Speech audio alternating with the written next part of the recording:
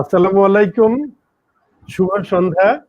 Bangladesh society for human resources management BSHRM এর পক্ষ থেকে আপনাদের সবাইকে স্বাগত জানাচ্ছি।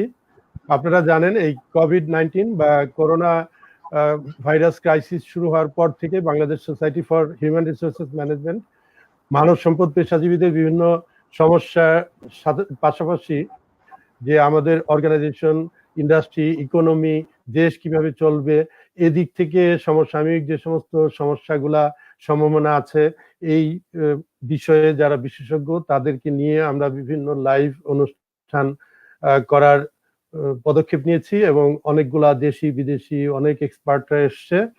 আজকে আমাদের আলোচনার বিষয় হচ্ছে changing faces of branding for media industry post COVID-19. আপনারা জানেন যে মিডিয়া এবং ব্র্যান্ডিং একটা অত্যন্ত গুরুত্বপূর্ণ আমাদের বিভিন্ন পণ্য এবং সেবার ব্র্যান্ডিং এর জন্য, সেবার মার্কেটিং এর জন্য ব্র্যান্ডিং গুরুত্বপূর্ণ এবং ব্র্যান্ডিং করার জন্য মিডিয়া গুরুত্বপূর্ণ। আমি খুব বেশি এর মধ্যে বলতে পারবো না। আমাদের তিনজন মিডিয়া এবং ব্র্যান্ডিং এর ব্যক্তিত্ব আমাদের সাথে আছেন। আমি প্রথমেই পরিচয় করিয়ে দিতে চাই আমাদের শ্রদ্ধাভাজন, আমাদের সবারই বয়োজ্যেষ্ঠ জনাব দেলোয়ার হোসেন রাজা। উনি সবার কাছে রাজা ভাই হিসেবে পরিচিত, অত্যন্ত সজ্জন মানুষ। উনি চিফ অ্যাডভাইজার অ্যান্ড ডিরেক্টর গান বাংলা টেলিভিশন লিমিটেড এবং এই গান বাংলা হচ্ছে নতুন ইয়াংদের একটা চেঞ্জ, উইন্ড অফ চেঞ্জ, এই স্লোগান নিয়ে তারা যাত্রা শুরু করেছে, চমৎকার করছেন। উনি ডাইরেক্টর সোনার বাংলা ইন্স্যুরেন্স লিমিটেড, চেয়ারম্যান রাজা orchid trade limited, director BCI Bangladesh chamber of commerce and industries, co chairman standing committee on electrical and electronic FBCCI। তারপর উনি একসময় ঢাকা সিটি কর্পোরেশনের জনপ্রতিনিধিত্ব করেছেন কমিশনার হিসেবে। ওনার পরিচয় দিলে আরো অনেক কিছু আছে। উনি বীর মুক্তিযোদ্ধা এবং আমাদের অত্যন্ত কাছের মানুষ। আপনাকে স্বাগত জানাচ্ছি BSHRM এর পক্ষ থেকে। তারপর আরেকজন আমাদের কাছে অত্যন্ত মিডিয়া এবং ব্র্যান্ডিং এর, বিশেষ করে ব্র্যান্ডিং এর যে পথিকৃৎ ব্র্যান্ড ফোরাম, তার ফাউন্ডার এবং managing director Mohammad Shariful Islam. আমরা শরীফ ভাই বলতে তাকে অত্যন্ত সবাই ছিলেন, খুবই ভালো এবং মোটিভেটিং, ইন্সপায়ারিং একজন মানুষ। উনি ফাউন্ডার ইনোভেশনস কনক্লেভ এবং CEO ব্র্যান্ড সেল। আরেকজন যিনি আছেন সবার কাছে অত্যন্ত পরিচিত, সবাই ক্রেজ, আমি বলবো ইয়াংরা, ফেরদৌস বাপ্পি ভাই। Ferdous Bappi CEO Ferdous Bappi television productions limited. আমরা তিনজন অতিথিকে স্বাগত জানাই। আপনারা কষ্ট করে আপনাদের সময় দিয়ে আমাদের মাঝে এসেছেন। আজকের অনুষ্ঠান উপস্থাপনা করবেন আমাদের Bangladesh society for human resource ম্যানেজমেন্টের সম্মানিত এক্সিকিউটিভ কাউন্সিলর দিলরুবা শারমিন খান। আমি দিলরুবা পাকে অনুরোধ করব আজকে অনুষ্ঠানটি শুরু করার জন্য, মডারেট করার জন্য। থ্যাংক ইউ সবাইকে।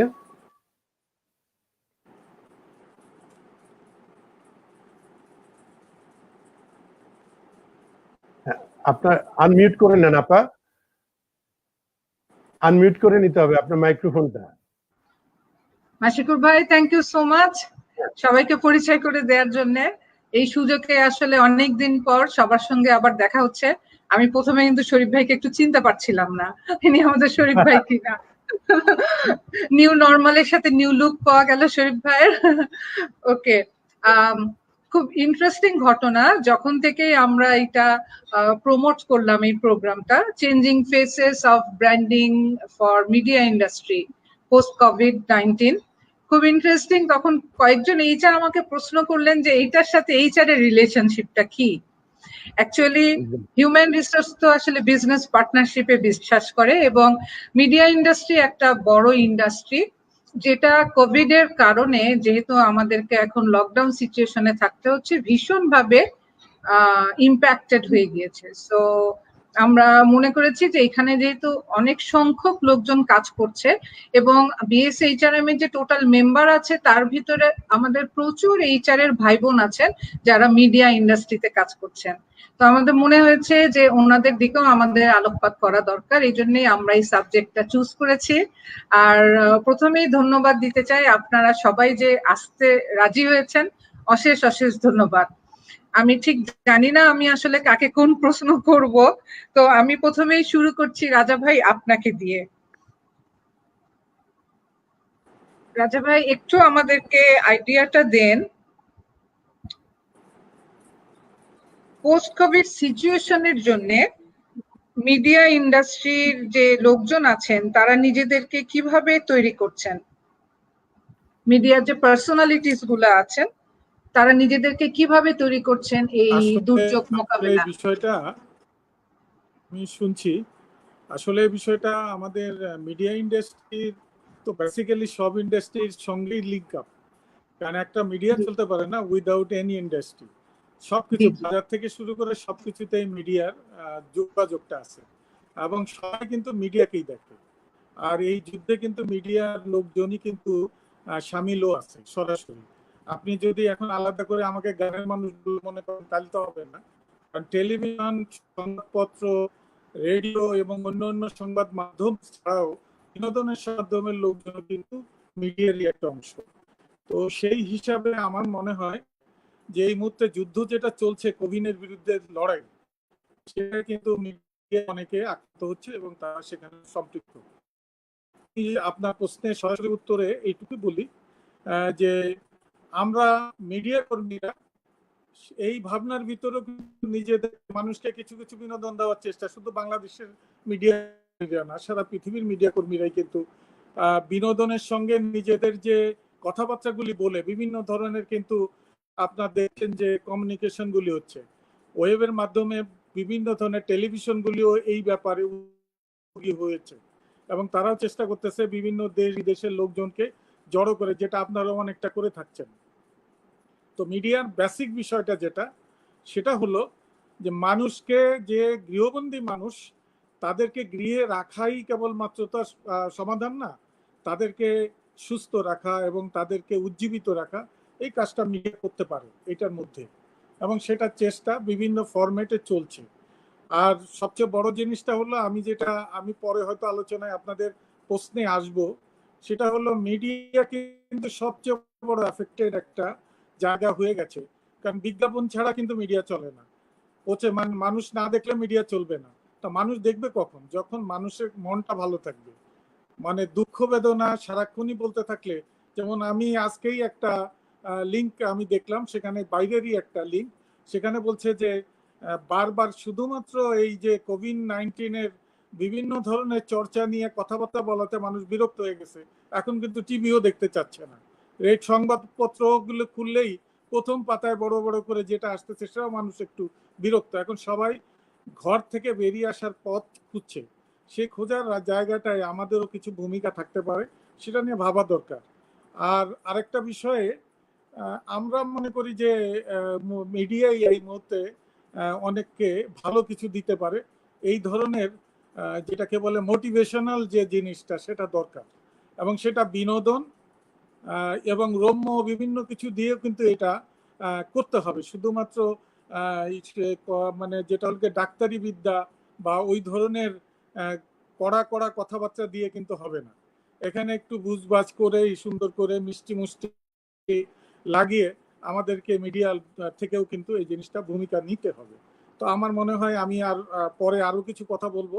মিডিয়া অসংখ্য প্রবলেম, যেমন আমরা শুধুমাত্র যদি মিডিয়াকে কিছু সাংস্কৃতিক কর্মীর সমারোহ মনে করি অথবা কিছু সাংবাদিকের সমারোহ মনে করি, এটা কিন্তু ঠিক না। এটার সঙ্গে একজন মানে মনে করেন যে যারা মঞ্চ তৈরি করে, এই যে যারা আপনার মনে করেন যে ইভেন্টগুলি চালায়, এই ইভেন্টের লক্ষ লক্ষ কর্মী আছে কিন্তু। এখন ফেরদৌস বাপি ভালো বলতে পারবে যে একটা ইভেন্ট চালাইতে গেলে শুধুমাত্র শিল্পী দিয়ে হয় না, ওই মঞ্চে যেখানে গিয়ে দাঁড়াবে সেখানে সেই লাইটগুলি কেমন করে লাগবে, সেখানে কি করে ব্যাকগ্রাউন্ডটা ঠিক করতে হবে, সেখানকার শব্দগুলি শব্দর কোয়ালিটিটা সুন্দর হইতে হবে, এই ধরনের অসংখ্য লোক একটা কাজের সঙ্গে যুক্ত থাকে। তো সেই লোকগুলি কিন্তু এই মুহূর্তে 100% বেকার, এদের কিন্তু কোনো জায়গা নাই, এবং এদেরকে সরকারও কোনো কাউন্টিং এর মধ্যে কিন্তু এই লোকগুলিকে কিন্তু নিয়ে আসছে না। আর সবচেয়ে বড় দুর্যোগ আমাদের সামনে যেটা হয়েছে, যে আমাদের বঙ্গবন্ধু মানে জন্ম শতবার্ষিকী উপলক্ষে কিন্তু একটা মানে বিরাট প্রিপারেশন ছিল সরকারের এবং মিডিয়া কর্মীদের, এবং এই ক্ষেত্রে সেখানে আবার এসে যায় যে যারা ইভেন্ট পরিচালনা করে তাদেরও। তো সেখানে কিন্তু তাদের প্রচুর পরিমাণে ইনভেস্টমেন্ট হয়ে গেছে, কিন্তু এখন তো পূর্ণাঙ্গভাবে এগুলি বন্ধ হয়ে গেছে।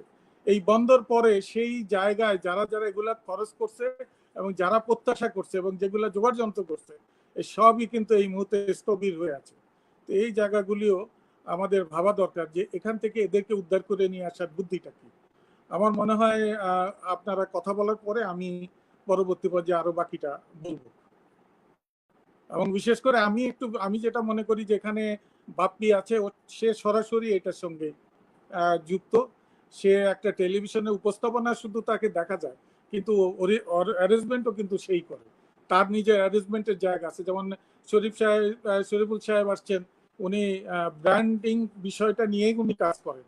তা ব্র্যান্ডিংটা কি, এই জিনিসটা অনেকের মাথায় নাই, কিন্তু এখানে অনেক কাজ আছে, অসম্ভব কাজ আছে, যে কাজগুলি যারা আমরা মিডিয়াতে সরাসরি মালিকানায় আছি বা যারা এই বাস্তবায়নে আছি তারা ওনাদেরকে চিনি বা বুঝি। সেই বিষয়টা আমার মনে হয় ওনাদেরকে আপনার প্রশ্ন করলে পরবর্তী পর্যায়ে আমি আস্তে আস্তে আমার কথাগুলি পরে বলবো। আপনাদেরকে ধন্যবাদ অন্যদের কথা শোনার অপেক্ষায়। রাজা ভাই অনেক ধন্যবাদ। এবার আমি আসছি শরীফ ভাইয়ের কাছে। শরীফ ভাই বাংলাদেশ ব্র্যান্ড ফোরাম থেকে 2016-তে লেক শোরে একটা খুব সুন্দর প্রোগ্রাম করেছিলেন, মোস্ট প্রবাবলি জুন মাসের দিকে, যেখানে মনে হয় বাংলাদেশ মিডিয়া ফোরামেরও লঞ্চিং হয়েছিল, ইফ আই কুড রিমেম্বার।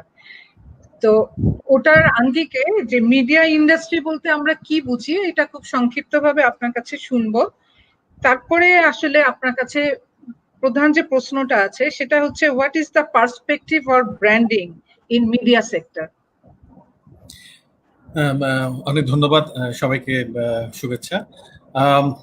আমরা প্রথমত আমি যদি একটু বলি যে আসলে মিডিয়া, যেটা রাজা সাহেব খুব সুন্দর করে একটু উনি বলেছেন যে আসলে মিডিয়া বললে আমরা খুব ছোট্টভাবে জিনিসটাকে ভাবি যে হয়তো কিছু মানুষ কাজ করছে যাদেরকে আমরা ক্যামেরা ফেসে দেখি। আসলে মিডিয়ার ব্যাপ্তিটা অনেক বড়, যারা অনেকে আমরা জানি না পিছনে আসলে এটার ব্যাপ্তি যে পরিমাণ বিশাল মানুষ এবং সবাই মিলে এটার পিছনে কাজ করেন, এটা আমরা অনেক সময় হয়তো ঠিকমতো উপলব্ধি করতে পারি না। বাট তার মিডিয়ার মাধ্যমে যে জিনিসগুলো হয় সেটা মিডিয়াতে আপনি যদি চিন্তা করেন, আমরা একদিকে আমরা বলি ট্রেডিশনাল মিডিয়া, যেখানে টেলিভিশন, রেডিও, নিউজ পেপার, আর আস্তে আস্তে এখন ডিজিটাল মিডিয়াতে যেটা এসছে, যেটা অর্থাৎ আমাদের অনলাইনে যে জিনিসগুলো আছে, সেখানে ফেসবুক থেকে শুরু করে ওয়েব সিরিজ, আমরা আজকে যেটা করছি, এই যে অনলাইনের ডিজিটাল মিডিয়া, এই দুটোর সংমিশ্রণের ফলে যে ব্যাপারটা হচ্ছে, মিডিয়ার মাধ্যমে ওয়েদার আমরা ইনফরমেশন দিচ্ছি অথবা এন্টারটেনমেন্ট দিচ্ছি, এই দুটোর সংমিশ্রণে কিন্তু আমরা একটা দেশের মানুষের কালচারালি এবং মানুষ কিভাবে কালেকটিভলি চিন্তা করবে সেটাতে একটা অনেক বড় ভূমিকা রাখে। আমরা কিভাবে ভাববো, আমরা কিভাবে বিহেভ করব, আমাদের ধরনটা কি, আমরা কালেকটিভলি কি, এই যে একটা যদি জাতিগত যদি চিন্তা বলেন, আমাদের ভিতরে যে এনার্জি থাকবে, আমরা কিভাবে এগিয়ে যাব, এই যে অনেকগুলো জিনিস আছে যেগুলো কিন্তু দেখা যায় না, বলা যায় না, এবং সেগুলো ইনফ্লুয়েন্স করতে থাকে অনেক রকমের জিনিস আমাদের চারপাশে। তার মধ্যে সামগ্রিকভাবে মিডিয়া কিন্তু একটা অনেক বড় রোল প্লে করে এটাকে ইনফ্লুয়েন্স করার জন্য।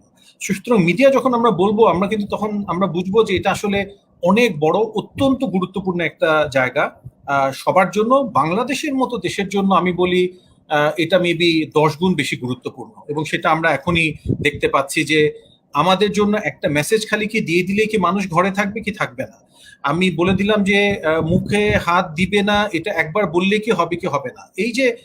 এই বাংলাদেশের ওরিয়েন্টেশনটা বুঝে তার কাছে কিভাবে পৌঁছাতে হবে সেগুলোর এক্সপার্টিস কিন্তু আমাদের মিডিয়াতে যারা সারাক্ষণ কাজ করছেন তারা অনেক ভালো রোল প্লে করতে পারেন। সুতরাং মিডিয়া এগেইন কোভিড এর টাইমে প্রচন্ড ক্রিটিক্যাল। ব্র্যান্ডিং এর জায়গায় যদি আমরা আসি, ব্র্যান্ডিং আসলে আমরা ব্র্যান্ডিং বলতে অনেক সময় মনে করি যে একটা বিজ্ঞাপন হচ্ছে, সেই বিজ্ঞাপনের মাধ্যমে ব্র্যান্ড তৈরি হচ্ছে। আসলে ব্র্যান্ডিং এর মূল জায়গাটা আমরা বলি ব্র্যান্ডিং হচ্ছে কি বিজনেস স্ট্র্যাটেজি, অর্থাৎ একটা বিজনেস যখন আমরা তৈরি করছি, ঠিক যেভাবে একটা মানুষের অবয়বকে আমরা কিন্তু দিলরুবা আপা বললে কিন্তু আমাদের চোখের মধ্যে অনেক কিছু জিনিস ভাসে, সেগুলো কিন্তু আপনার বিভিন্ন ক্যারেক্টারিস্টিক্স, আপনার সাথে বিভিন্ন সময় ইন্টারাকশন, আপনার কোনো লেখা পড়ে, আপনার কোনো অফিসে কাজ দেখে সবকিছু মিলিয়ে আমরা একটা ধারণা তৈরি করি, এবং সেই ধারণাটা কিন্তু আমাদের ভিতরে থাকে। সেই ধারণাটা আপনি প্রতিনিয়ত কিন্তু আপনি সেটাকে বাস্তবায়ন করেন এবং আমরা এটার সাথে মিলাই। ব্র্যান্ডের ক্ষেত্রে তাই করি আমরা। আমরা একটা যদি ব্র্যান্ড তৈরি করতে চাই, আমরা তখন একটা অবয়ব দেওয়ার চেষ্টা করি একটা কাস্টমারের মাইন্ডের মধ্যে। মিডিয়ার ক্ষেত্রেও তাই। আমি যদি একটা টেলিভিশন চ্যানেল বলি, আমি যদি একটা কন্টেন্ট বলি, সিরিজ অফ কন্টেন্ট, আমার চেষ্টা থাকে যে আমি যার জন্য করছি তাকে চিন্তা করে, তার জন্য রেলেভেন্ট ওয়েতে ভেবে, তার কনটেক্সটটাকে মাথায় রেখে এমন কিছু বানাবো যেটার মাধ্যমে তার সাথে একটা যোগসূত্র তৈরি হবে এবং একটা খুব ক্লোজ ইমোশনাল কানেক্ট তৈরি হবে।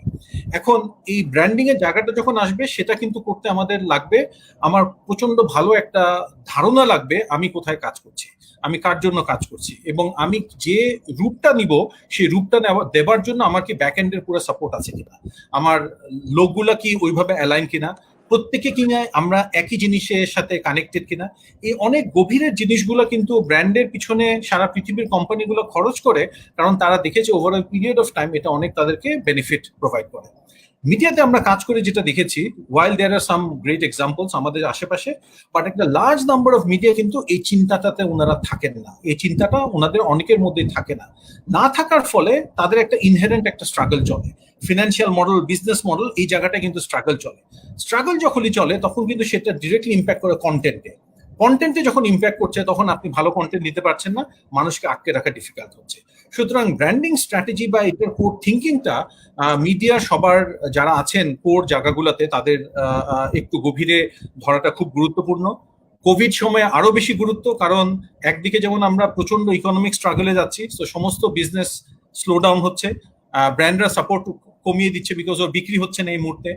সুতরাং মিডিয়াকে কিন্তু আগের চ্যালেঞ্জের সাথে যোগ হলো আমি ফিনান্সিয়াল চ্যালেঞ্জ আসলো, আমি এখন কিভাবে সার্ভাইভ করবো, আমি কিভাবে কন্টেন্ট তৈরি করবো, আমি কি করে আমার এত বড় টিম তাদেরকে কি করে সাপোর্ট করবো, এই সবগুলো জিনিস মিলিয়ে কিন্তু সার্ভাইভ করার জন্য, এবং এটা কিন্তু খুব তাড়াতাড়ি চলে যাচ্ছে না, it's going to be there for a long time. So আমাদের তখন ব্র্যান্ডিংকে আমি ঠিক ন্যারো ব্র্যান্ডিং এর কনটেক্সটে দেখবো না, আমি দেখবো একটা বড় পরিসরে এই পুরো জায়গাটার মধ্যে থেকে কালেকটিভলি আমরা দেশে একটা দেশ হিসাবে, এক কালেকটিভ গোষ্ঠী হিসাবে আমরা কি করে এগিয়ে যাব, সেখানে আমি মনে করি মিডিয়ার প্রচন্ড গুরুত্বপূর্ণ ভূমিকা, এবং আমরা একসাথে মিলে সেখানে কাজ করতে হবে।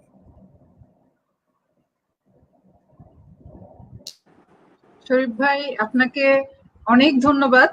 আমরা অনুষ্ঠানের শুরুতেই রাজা ভাই আর শরীফ ভাইয়ের কাছ থেকে একটা ভালো ধারণা পেলাম যে মিডিয়া ইন্ডাস্ট্রি যেটা আমরা বলছি সেটা কি এবং কি ধরনের পরিস্থিতির মুখোমুখি এখন হয়ে গিয়েছে কোভিড এর কারণে। আর অবশ্যই আমরা আবার যখন শরীফ ভাইয়ের কাছে আসবো এই প্রশ্নটা নিয়ে আসবো যে বাজেটের ব্যাপারে আসলে কোন রকমের প্রবলেমে আপনারা দেখছেন কিনা মিডিয়া ইন্ডাস্ট্রির জন্য। এখন আসছি ফেরদৌস বাপ্পির কাছে। ফেরদৌস বাপ্পি নামটা বললেই আমাদের মনে পড়ে যায় খুব আনন্দ আর খুব মজার সহকারে অনেকগুলা ছেলে মেয়ে কুইজে অংশগ্রহণ করছে। এই আনন্দের সাথে যে শিক্ষা, সেটা মানেই হচ্ছে যে কুইজ কিং ফেরদৌস বাপ্পি। বাপ্পি, এখন তো এইভাবে অনুষ্ঠান আয়োজন করা কোনোভাবেই সম্ভব হচ্ছে না। আচ্ছা, আমরা যে অনলাইন প্ল্যাটফর্মটা দেখছি, যেটার মাধ্যমে এখন আমরা যে অনুষ্ঠানটা করছি, ডু ইউ থিঙ্ক যে আমরা এই প্ল্যাটফর্মটা ইউজ করে কুইজ প্রোগ্রামটা চালাতে পারি?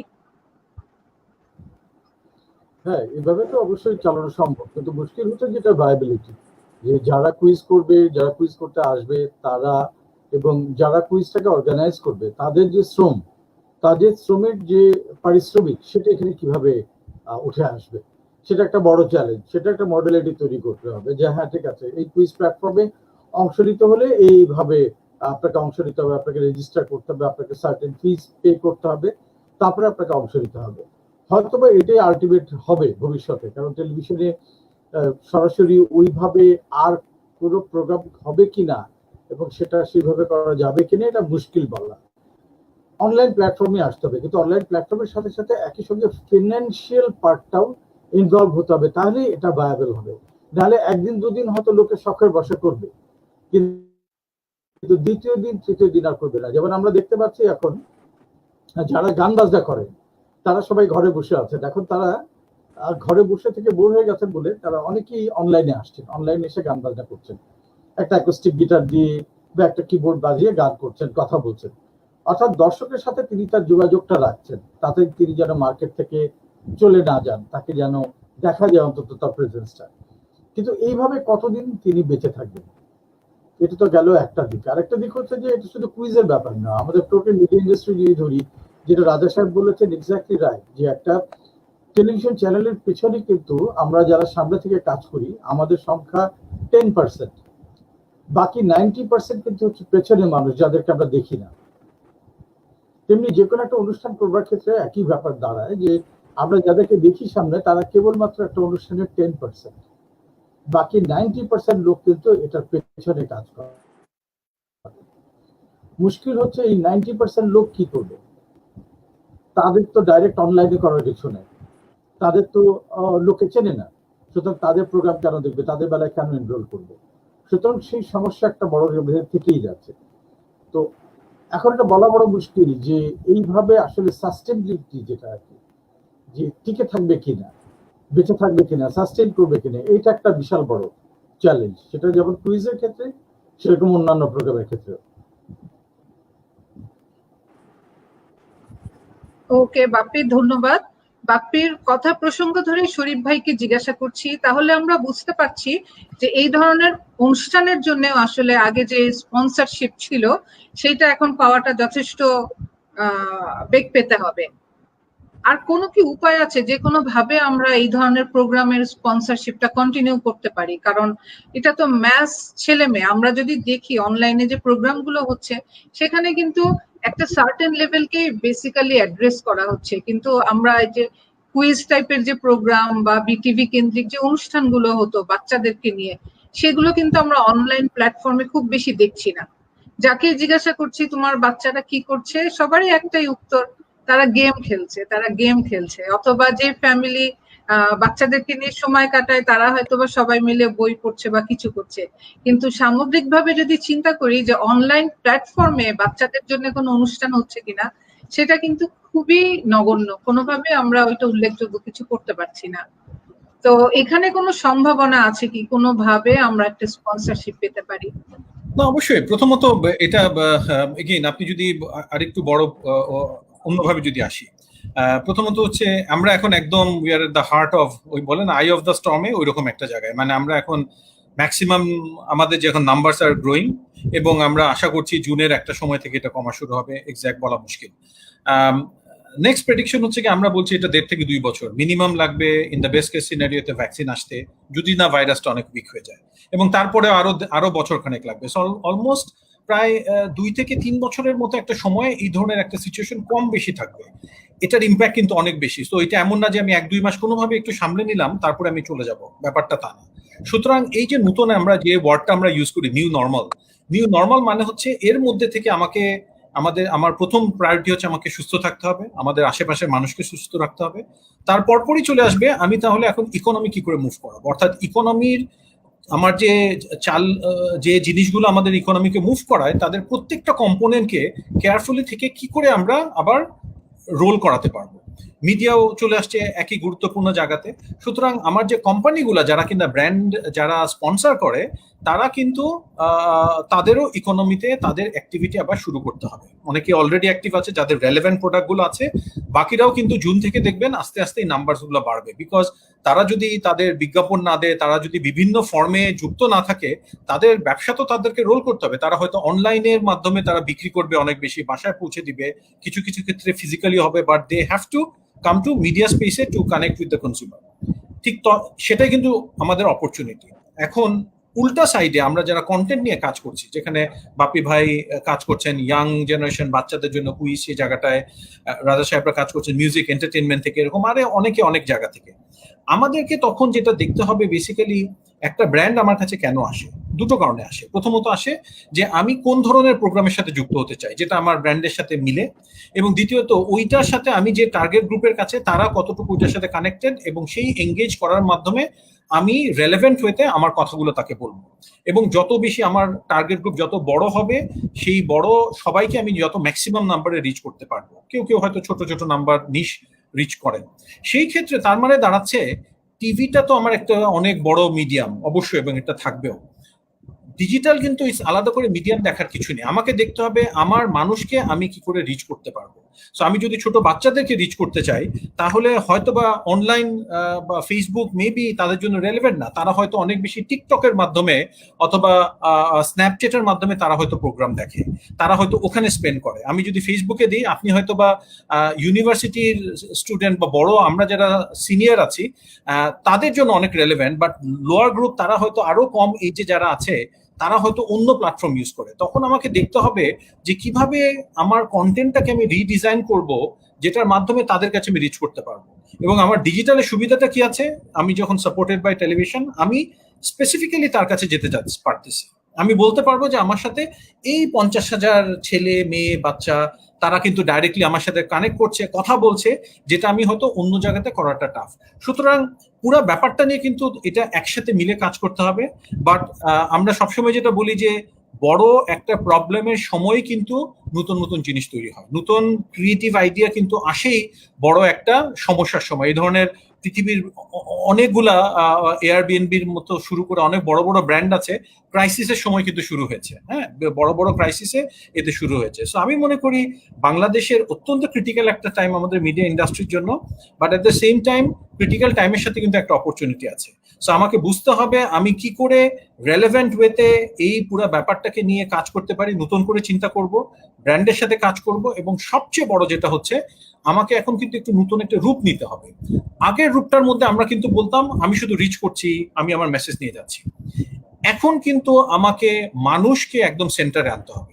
সারা পৃথিবীতে যে ডায়লগটা এবং কনভারসেশন এখন অনেক বেশি হচ্ছে যে আমরা প্রি কোভিড আমরা শুধুমাত্র গ্রোথ প্রফিট এই জিনিসগুলোই আমাদের মূল ছিল, যে কারণে যে পৃথিবীর যে ক্ষতিটা এখন হচ্ছে সবাই এখন ব্লেম করছে ক্যাপিটালিজমের এই মডেলটাকে। তার মানে পোস্ট কোভিড ফেজে আমরা কি এটা থেকে শিক্ষা নিচ্ছি কিনা, সেই শিক্ষা কিন্তু দিলরুবা আপা, আপনার, মাসেক ভাই, ফেরদৌস ভাই, রাজা সাহেব, আমি, টিভি মিডিয়া বিজনেস প্রত্যেকের জায়গা থেকে কিন্তু শিক্ষা নেওয়ার অনেক কিছু আছে। আমাদের সেই লার্নিং গুলো নিয়ে যদি আমরা নতুন করে রিডিজাইন করতে পারি, আমার মতে একটু কষ্ট হবে, but we will come out of it অনেক স্ট্রং, অনেক নতুন ভাবে এবং অনেক ইম্প্যাক্টফুল ওয়েতে বেরিয়ে আসতে পারবো। থ্যাংক ইউ শরীফ ভাই। মাশিকুর ভাই কি কিছু বলতে চাচ্ছেন? আচ্ছা, আমি আবার আসবো মাশিকুর ভাই আপনার কাছে। আচ্ছা, আমি এবার আসি শরীফ ভাই, আপনার কথার প্রসঙ্গ ধরে আমি চলে আসছি ফেরদৌস বাপ্পির কাছে। আবার আমরা জানি যে কুইজ হচ্ছে এক ধরনের অনুষ্ঠান, এক ধরনের দর্শক, এক ধরনের উপকার। আর একটা খুব চমৎকার অনুষ্ঠান হচ্ছে সকালবেলার রোদ্দুর। এবং এখনকার পরিস্থিতিতে ম্যাক্সিমাম মানুষই এই ধরনের অনুষ্ঠানগুলো ভীষণভাবে মিস করছে। আমরা এই যে একটা মিসিং, এটা একটা ডিমান্ড, আমরা যদি আমাদের বিজনেস ভাষায় চলে যাই, এই ডিমান্ডের সাপ্লাইটাকে আমরা কিভাবে অনগোয়িং রাখতে পারি। শরীফ ভাই যে কথাটা বললেন, নতুন কনসেপ্ট চলে আসবে আমরা যে পরিস্থিতিতে পড়েছি। What do you think Ferdous Bappi, আমরা কিভাবে সকালবেলা রোদ্দুরের মতন অনুষ্ঠানটাকে আবার দর্শকের সামনে নিয়ে আসতে পারি? এটা কিন্তু অলরেডি শুরু হয়েছে, বিভিন্ন জন কিন্তু শুরু করেছে, বিভিন্ন সেলিব্রিটি তারা অলরেডি জুম ইউজ করে বা বিভিন্ন অনলাইন স্ট্রিমিং সাইট ইউজ করে তারা এরকম মাল্টি প্ল্যাটফর্মের লোকদেরকে নিয়ে প্রোগ্রাম করছে। এবং ইন্টারেস্টিং পার্ট হচ্ছে যে অনলাইনে যে ডিসকাশন গুলো হচ্ছে, গল্পগুলো হচ্ছে, তাতে আমেরিকাতে আমাদের অনেক আর্টিস্ট এখন থাকে, কেউ থাকে অস্ট্রেলিয়াতে, কেউ থাকে কানাডাতে, তাদের সবাইকে সংযুক্ত করে যেসব মুখগুলোকে আমরা অনেকদিন দেখি না তাদেরকে নিয়ে অনুষ্ঠান করছে এবং এরকম ডিসকাশন করছে, 1 ঘন্টা গল্প করছে, সবকিছু নিয়ে আলাপ করছে, তাদের সাথে মজা মজা কথা বলছে। এবং টিভি চ্যানেল এই অনলাইন আড্ডাটাকে তারা আবার ডাইরেক্টলি ব্রডকাস্ট করছে। অর্থাৎ সময়ের সাথে কিন্তু টিভি চ্যানেলও খাপ খাইয়ে নিচ্ছে, যে তারা আগে ছিল যে টিভির প্রোগ্রামটা অনলাইনে যেত, এখন অনলাইন কন্টেন্টটাকে টিভি নিচ্ছে, সেভাবে কিন্তু আস্তে আস্তে শিফট হচ্ছে। So already the process is on. লোকজন এখন যারা সকালবেলা রোদ্দুর হচ্ছে যে এরকম বিভিন্ন জনকে নিয়ে একটা আড্ডা দেয়া, কথা বলা, তাদের বিষয়ে জানতে চাওয়া, এই ব্যাপারটা কিন্তু অলরেডি বিভিন্ন প্ল্যাটফর্মে বিভিন্ন জন মিলে করছে। কিন্তু মুশকিল হচ্ছে যে কিছুদিন এটা চলবে, তারপরে এটার সাস্টেইনেবিলিটি, এটা ফাইন্যান্সিয়াল ভায়াবিলিটি এটা কি হবে সেটা দেখতে হবে, যে একটা লোক কেন দিনের পর দিন একটা রুমের মধ্যে বসে এরকম ল্যাপটপের সামনে বসে সে তার সময় দিবে, তাই না? সেটা ফাইন্যান্সিয়াল ভায়াবিলিটি কোথায়? এই মডেলগুলো আমাদের এখন বের করতে হবে, যেখানে আমরা অনলাইনে থেকে কাজ করব কিন্তু at the same time financially এটা ভায়াবল হবে। Okay Bappi, thank you so much. আমি এই সুযোগে BSHRM এর একটু ব্র্যান্ডিং করে নেই। এবার ঈদের সময় আমরা আসছি দুটো প্রোগ্রাম নিয়ে। BSHRM ইসিরা আসবেন BSHRM এর মেম্বারদের জন্য একটি প্রোগ্রাম নিয়ে, আর আমরা এবং আমাদের পরিবার, যেহেতু এবার ঈদ মানেই বাসায় থাকবো, সো আমরা একটা পরিবার কেন্দ্রিক একটা ওয়ার্ক লাইফ ব্যালেন্স, ঈদ কিভাবে উদযাপন করা যেতে পারে সেই আঙ্গিকে আমরা আসবো ইনশাল্লাহ ঈদ এবং ঈদের পরের দিন। সবাইকে এটা দেখবার জন্য আমন্ত্রণটা আগেই জানিয়ে দিচ্ছি আগাম ভাবে। বাপ্পি, থ্যাংক ইউ উত্তরটা দেবার জন্য। শরীফ ভাই, আপনার কাছে আবার আসছি বাপ্পির কথার সাথে লিঙ্ক করে। বাপ্পি বেসিক্যালি বুঝাতে চেয়েছে যে এটা আমাদের জন্য এখন নিউ নর্মাল কথাটা খুব বেশি ব্যবহার হচ্ছে। শরীফ ভাই কাইন্ডলি আমাদেরকে একটু বলবে নিউ নর্মাল মানে কি, কেন এই শব্দটা আসলো? নিউ নর্মাল আপনি যদি এখানে কয়েকটা ডিমেনশন আছে। হ্যাঁ, সো প্রথমত আমরা যদি একটু পিছন থেকে তাকাই, আমরা এই কোভিড আসার আগেই বাংলাদেশ বলি সারা পৃথিবীতে আপনি যদি দেখেন একটা কনভারসেশন প্রচুর হচ্ছিল। সেই কনভারসেশনে আপনি দেখবেন আমরা ব্র্যান্ডের জায়গা থেকে আমরা বলছিলাম purpose driven brand, purpose driven business. এই কথাগুলোর কারণ কি? সাস্টেইনেবিলিটি নিয়ে অনেক কথা হচ্ছিল। কারণ আমরা গত 4-5 বছর ধরে যেটা দেখেছি যে এবং সেটার মূল কিন্তু ঘটনাটা ঘটছিল ক্লাইমেট চেঞ্জকে সামনে রেখে। অর্থাৎ সারা পৃথিবীর মানুষ হঠাৎ করে দেখলো যে আমরা ব্র্যান্ডস তো আসলে আর কিছু না, এগুলো হচ্ছে ক্যাপিটালিজমের ম্যানিফেস্টেশন। অর্থাৎ ক্যাপিটালিজম তো একটা অবয়ব, সেটা কিন্তু এক্সিকিউট হয় through different brands, media brands, আপনার FMCG ব্র্যান্ডস, আরো B2B ব্র্যান্ডস, বিভিন্ন ধরনের ব্র্যান্ডস আছে। সেখানে দেখা যাচ্ছে যে আমাদের একটা বড় সময় পর্যন্ত আমাদের পৃথিবীর ফোকাস ছিল আমরা গ্রোথ শুধু আনতে হবে, গ্রোথ এবং profitability, share holder return was at the centre of আমাদের সমস্ত ধরনের বিজনেস, কমার্শিয়াল বিজনেসের পিছনে। এবং পৃথিবীতে কমার্শিয়াল বিজনেসের ইম্প্যাক্ট ছিল অনেক বেশি। এবং এটা করতে গিয়ে একটা সময় দেখা গেছে যে আমরা অনেক ক্ষতি করেছি পৃথিবীর। আমরা ক্লাইমেটকে অনেকভাবে এফেক্ট করেছি। ইনইকুয়ালিটি পৃথিবীতে খুব বড়ভাবে বেড়ে গেছে, যেখানে ইভেন বাংলাদেশেও আমরা অনেক স্টাডি থেকে দেখেছি যে বাংলাদেশে যে বিশাল বড় একটা গ্রোথ হয়েছে গত 10-12 বছর, 13 বছরে, সেই গ্রোথের একটা বড় অংশ কিন্তু আমরা দেখছি যে একটা স্মল গ্রুপের কাছে গিয়েছে। সেটা ইভেনলি ডিস্ট্রিবিউট। হ্যাঁ, আমাদের একদম বটম অফ দ্য পিরামিড আগের থেকে অনেক ইমপ্রুভ হয়েছে, জিডিপি বেড়েছে, বাট আপনি যদি তাকিয়ে দেখেন আমাদের কস্ট অফ লিভিং এর সাথে মিলালে আমাদের ইনইকুয়ালিটি বেড়েছে। এটা কিন্তু শুধু বাংলাদেশ স্পেসিফিক ঘটনা না, সারা পৃথিবীতেই তাই। আমেরিকাতে বলা হয় 3 জন মানুষ, 50% অফ আমেরিকার ওয়েলথ মাত্র 3 জন মানুষের কাছে আছে। তো এর ফলে কি হচ্ছে, এটা একটা বিশাল, সারা পৃথিবীতে বলা হচ্ছিল যে এইভাবে করে তো next generation will suffer. Covid এই ব্যাপারটাকে একদম ওপেন করে দিয়েছে। কারণ কোভিড আসাতে কি হলো, আমরা দেখলাম প্রথমবারের মতো যে আমাদের সোসাইটির উইকেস্ট লিঙ্ক যে আছে তার কারণেও আমার সোসাইটি ক্যান বি ড্যামেজড। আমরা তখন রিয়েলাইজ করলাম যে আসলে আমাদের এই যে প্রত্যেকটা সোসাইটির মার্জিনাল যে মানুষগুলো আছে তারা যেভাবে এফেক্ট হচ্ছে সেটা আমার ইকোনমিকে এফেক্ট করছে। আমরা ইকোনমিতে বন্ধ রাখতে হচ্ছে, মানুষের লাইফ যাচ্ছে। এবং সারা পৃথিবীতে আপনি যদি নাম্বারস দেখেন আপনি পাবেন people who are financially weak বা মার্জিনাল কমিউনিটির তারা কিন্তু বেশি এফেক্টেড হচ্ছে, তারা কিন্তু বেশি সাফার করছে। তো এর ফলে যে ঘটনাটা এখন কনভারসেশন হচ্ছে যে নিউ নর্মাল, যে এটা থেকে যখন আমরা বেরিয়ে আসবো, বেরোতে সময় লাগবে, আমরা কোনোভাবে আগের মতো চলতে পারবো না। আমরা যদি একই জিনিস করতে থাকি তাহলে এর পরে এরকম কোভিডের মতো আরো বড় বড় হয়তো আরো নতুন ভাইরাস আসবে। Climate change is going to hit us very soon. এর ফলে এগুলো কিন্তু সামলানোর মতো ক্ষমতা আমাদের থাকবে না। তো তখনই কথা হচ্ছে আমরা মানুষকে has to be at the centre.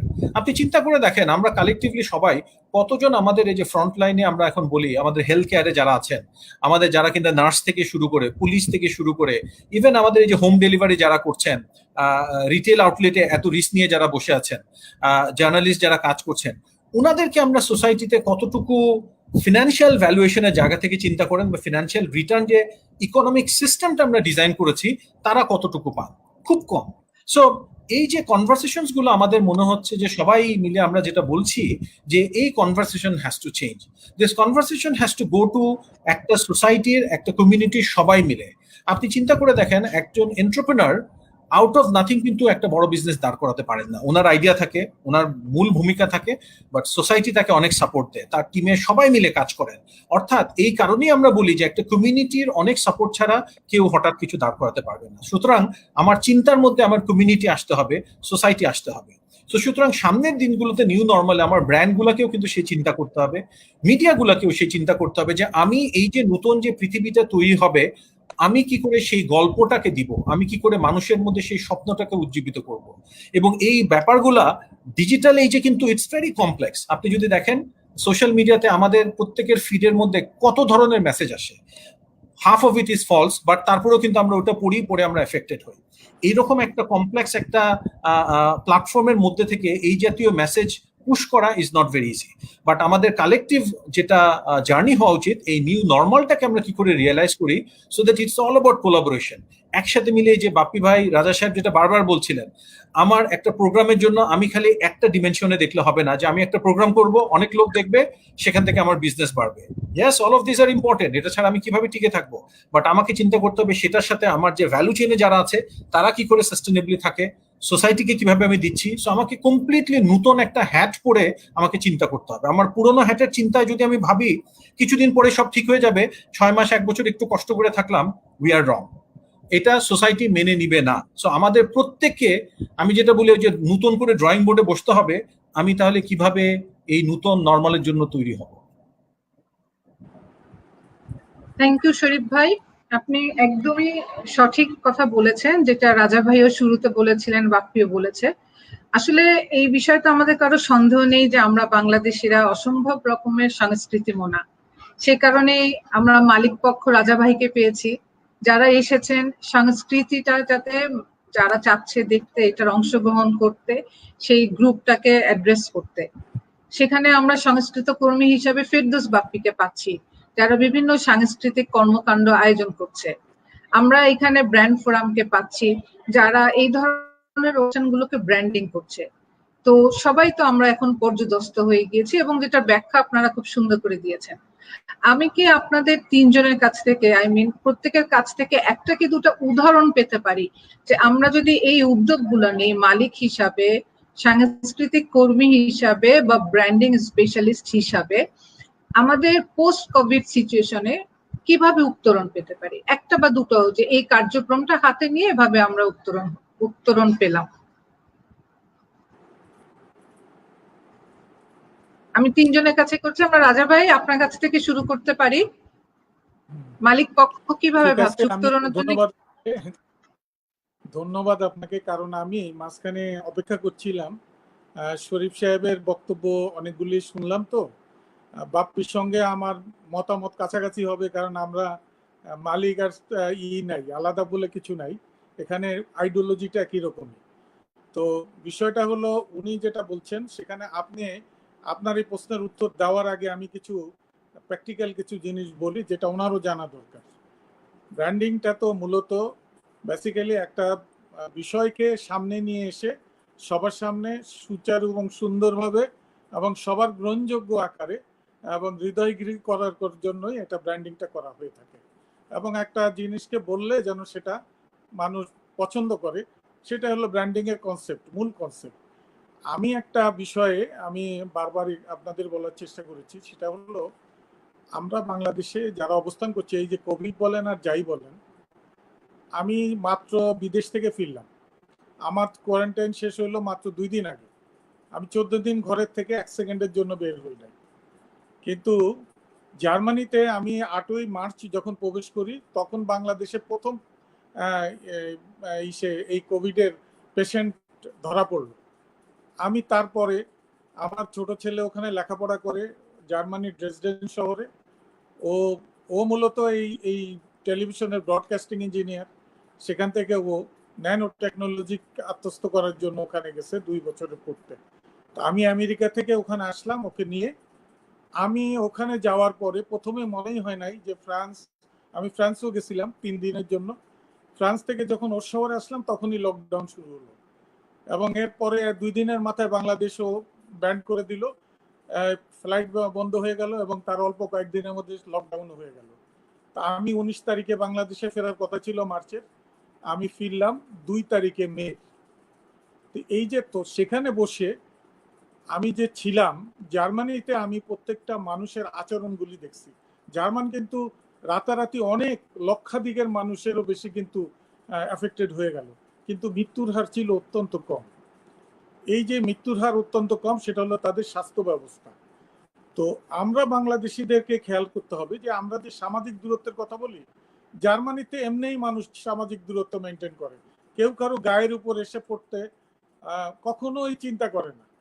কোনো একটা দোকানে গেলে দেখা যাবে যে একজন সামনে আগে গেলেই সে অন্যজন থেমে যায়, থেমে গিয়ে তাকে যাওয়ার জায়গা করে দেয় এবং বেশ একটু ডিস্টেন্স নিয়ে থাকে। আর যখন সরকার বলল যে সামাজিক দূরত্বটাকে আমরা গুরুত্ব দিচ্ছি, তখন কিন্তু কেউ ওই 3 মিটারের কাছাকাছি কাউকে কারোর সঙ্গে দেখা যায় না। পারিবারিক লোক ছাড়া কাউকে সেইভাবে হাঁটাচলা করতেও দেখা যায় না। বাচ্চাদের নিয়ে অনেক ভোরে, আমি যেখানে ছিলাম সেখানে বিরাট চত্বর ছিল, আমি জানলা থেকে বসে বসে দেখতাম এবং নিজেও বের হতাম, খাবার কিনতে যেতে হতো। সেই খাবারের দোকানে গেলেই বোঝা যেত যে কে প্রত্যেকটা মানুষ ডিস্টেন্স মেনটেন করতেছে, যেটা আমাদেরকে, আমাদের দেশের মানুষকে বোঝানো সম্ভব হচ্ছে না। তার মানে হলো তাদের প্র্যাকটিসটাই ওরকম, ইউরোপিয়ান প্র্যাকটিস, আমেরিকান প্র্যাকটিস যেরকম, আমরা যারা এই এশিয়ানরা আমাদের প্র্যাকটিস এরকম না। আমাদের পুলিশ দিয়ে লাঠি দিয়ে পিটায়া, আর ওখানে পুলিশ পাশ দিয়ে চলে যায়, মানুষ পাত্তাই দেয় না। পুলিশ পুলিশ মনে হয় যে সে অপরাধ করতেছে, যদি কোনো জায়গায় হর্ন বাজায় সেটা হলো পুলিশের অপরাধ, পুলিশ নিজে অপরাধী বোধ করে, এরকম মানে চেহারা দেখলে সেরকমই মনে হয়। অথচ বাংলাদেশে পুলিশ নিয়ে, আর্মি নিয়ে আমরা এই কাজটা করতে চাই। তা আমার কথা হলো যে আমরা যতই ভালো কথা বলি না কেন, বন্ধ কথা বলি না কেন, আমাদের বুঝতে হবে আমাদের শিক্ষা এবং মানসিকতা, এই দুইটাকে গড়ার জন্য চেষ্টা করতে হবে। এবং সেটা একান্তভাবেই দরকার হলো প্রচারণা এবং মিডিয়া। আজকে প্রথম দিকে আমি পত্রিকায় শুনে শুনে অনেক খুবই প্রস্তুত হয়েছি বিদেশে থেকে, যে মানুষ একটা বিদেশ থেকে আসছে 2 মাস হয়ে গেছে, তার বাড়িতে গিয়ে হামলা চলতেছে, তাকে ঘরেতে বেরোতে দেবে না। তো এই ধরনের কনসেপ্টের ভুল, অর্থাৎ সে তার লেখাপড়ার জ্ঞান নাই, সে বুঝছে সামাজিকভাবে। এই যে কয়েকদিন আগে শুনলাম কুমিল্লা একটা বাড়িতে গিয়ে সবাই তালা মেরে দিচ্ছে, কারণ সে ঢাকার থেকে নাকি গেছে। আসলে তার করোনা নাই, কিছু নাই, কিন্তু তাকে লকডাউন করে দিচ্ছে ওখানে। এই যে আমরা আবার অতি উৎসাহী, আবার অনেক, তো বাঙালিদের মধ্যে এই উৎসাহ, অতি উৎসাহ, এই জায়গাটাকে ম্যানেজ করতে পারে কারা? প্রচার যারা করেন, প্রকাশনা যারা করেন, এবং যারা সমাজের বিভিন্ন স্তরে শিক্ষা দীক্ষায় একটু এগিয়ে আছেন তারা। এবং আমাদের ডাক্তারদের আচরণও আমি বলবো আপ টু দা মার্ক না। অনেক ডাক্তার জীবন বাজি রেখে কাজ করছেন, আবার অনেক ডাক্তার ঘরে তালা মেরে নিজেই বাঁচছেন। এইটা কিন্তু তার প্রফেশনের সাথে মানায় না। ডাক্তার যখন আমি হব তখন আমাকে একটা দীক্ষা থাকতে হবে, পুলিশ যখন হব, সেনাবাহিনী যখন হব, একটা দীক্ষা থাকতে হবে, শিক্ষকের একটা দীক্ষা থাকতে হবে, মিডিয়া কর্মীদের একটা দীক্ষা থাকতে হবে। আমার মনে হয় এই জায়গাগুলি অ্যাড্রেস করা দরকার। এই অ্যাড্রেস করার জায়গাগুলি আমরা করতে পারছি না। আর আপনি বারবার ফেরদৌস বাপিকে একটা প্রশ্ন করছেন, কুইজ প্রতিযোগিতা এরকম অনলাইনে করা যায় কিনা। আমার মনে হয় অনলাইনে স্কুল চালু করা যায় কিনা, এটার উপর একটু জোর দেন, এবং সেই স্কুলগুলিকে অনলাইনে নিয়ে এসে এরকম কুইজগুলি করেন, তাহলে অনেক সুবিধা হবে। এবং বিশ্বের সব দেশে স্কুল অল্প দিনের মধ্যে খুলে দিচ্ছে, সেখানে নতুন কিছু সামাজিক নিরাপত্তা আইন তৈরি করছে তারা, এবং জুলাই মাসের পরে কোনো পৃথিবীর বেশিরভাগ দেশেই স্কুল চালু হয়ে যাবে। এবং অলরেডি ইউনিভার্সিটিগুলি, আমার ছেলের ক্লাস শুরু হয়েছে এপ্রিলের 1 তারিখ থেকে, এবং আমি দেখে আসছি, এবং ওদের এখন ক্যাম্পাসে যাওয়ার অনুমতি হয়ে গেছে, এবং এই মাস থেকে ওরা আপনার ল্যাব ইউজ করবে। কিন্তু সেখানে একটা সুনির্দিষ্ট আইন করে দেওয়া হয়েছে, 30,000 স্টুডেন্টের মধ্যে মাত্র 3,000 একসঙ্গে ক্যাম্পাসে থাকতে পারবে, এবং একসঙ্গে একই দূরত্বে নিয়েই প্রত্যেকটা ক্লাসে তাদের সংখ্যা ঠিক করে দেওয়া হয়েছে, যে এইভাবে একটা ক্লাসে তারা যেন থাকতে পারে। তো আমার মনে হয় বিষয়গুলি ওইভাবেও দেখা দরকার। আর মিডিয়ার বিষয়ে আমি খুব একটা কিছু বলবো না, আপনাদের নিজেদেরই দেখে নিতে হবে। যেমন ধরেন এই মুহূর্তে কিন্তু সিনেমা রিলিজ হইতেছে ইন্ডিয়াতে, অলরেডি খুব দামি 2টা সিনেমা অনলাইনে কিন্তু অলরেডি রিলিজ করে ফেলছে। তো এইরকম কিছু জিনিসও এসে যাবে, কারণ আমরা কোনো মানুষ ঘরের মধ্যে বন্ধ থাকা মানেই হলো জ্ঞান এবং মেধা চর্চা বন্ধ হয়ে যেতে পারে না, এবং সেইটা যে পারে না, এবং এইটারও একটা রাস্তা হয়ে ঠিক বের হয়ে যাবে। আর বিজ্ঞাপনের বিষয়ে আমি একটা কথা বলি, আমাদের দেশে যারা বিজ্ঞাপন আমরা প্রচার করি, আমাদের কত কত জায়গায় বাকি আছে, এই জিনিসটা একটু চিন্তা করেন। বিদ্যুৎবাপীরা বলতে পারবেন, আমার মনে হয় শরীফ সাহেবও বলতে পারবেন, টাকা বড় কোম্পানিগুলির কাছে গেলে আর ওই বিজ্ঞাপনে মানে আপনার সাথে চুক্তি সবই ঠিক থাকবে, কিন্তু আপনাকে টাকা দিবে না 4 বছরে, 1 বছরের মানে একসাথে এখানে টাকা 4 উপস্থিত বছর করতে পারবো না। সবাই চলে এসেছেন। জি, এই যে বিষয়টা এখন আপনার সরকারের কাছেও আমাদের আপনাদের মাধ্যমে যদি কেউ শুনতে থাকেন, তাদের কাছে অনুরোধ যে এই মুহূর্তে, এই দুর্যোগের মুহূর্তে এই সমস্ত টাকা পয়সাগুলি দেওয়ার জন্য যেন সব বড় কোম্পানিগুলো এগিয়ে আসে। কারণ প্রাণের এত বেশি ক্ষতি হচ্ছে না, কারণ তাদের খাবার থেকে হচ্ছে। এরকম আমি একটা নামই বললাম, অসংখ্য সেই নামগুলি আমি আর উচ্চারণ করতে চাই না। খাবার যারা বিক্রি করতেছে বা ওষুধ যারা বিক্রি করতেছে অথবা যারা নিত্য ব্যবহার্য দ্রব্যাদি প্রোডাকশন করতেছে এবং ব্যবহার করতেছে, তাদের কিন্তু টাকার কোনো ঘাটতি হচ্ছে না, বরঞ্চ তাদের সুবিধা আরো একটু বেশি হয়েছে, কারণ তাদের কাছে ছুটে গিয়া মানুষ কিনতে হচ্ছে। এখন আর তাদের কষ্ট করে সাপ্লাই লাইনে গিয়া বাড়ি বাড়ি দরজা নক করার দরকারও হচ্ছে না। তো এই জিনিসগুলি আমার মনে হয় আমাদের এইসব জায়গাও অ্যাড্রেস করার দরকার। সবকিছু কিন্তু অ্যাড্রেসটা করার জায়গাটা সঠিক না।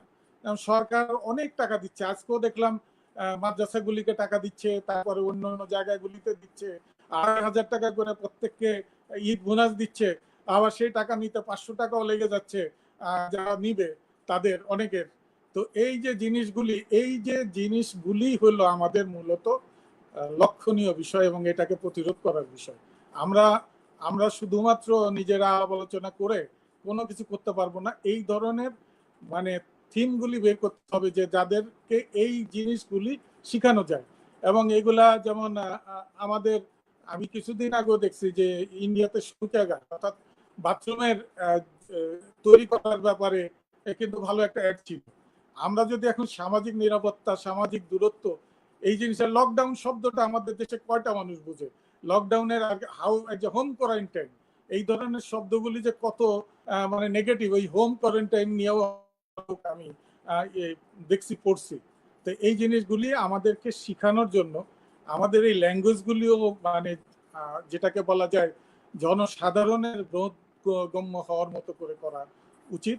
মিডিয়া কর্মীরা সে কাজটা করতে পারে, সেই থিম তৈরি করতে পারে, এবং বিজ্ঞাপন যারা তৈরি করেন তাদের এই মাথার ভিতরে নিয়ে আসতে হবে এই ধরনের থিমগুলি, যেখানে সুবিধা হয়, এবং ওই বড় বড় কোম্পানিগুলিকে এগুলি বুঝাইতে হবে তুমি এইগুলো ইউজ করো, দেখবা যে তোমার অনেক মানে তোমার এটা প্রোডাকশনটা অনেক বেশি মানুষের কাছে গ্রহণযোগ্য হবে।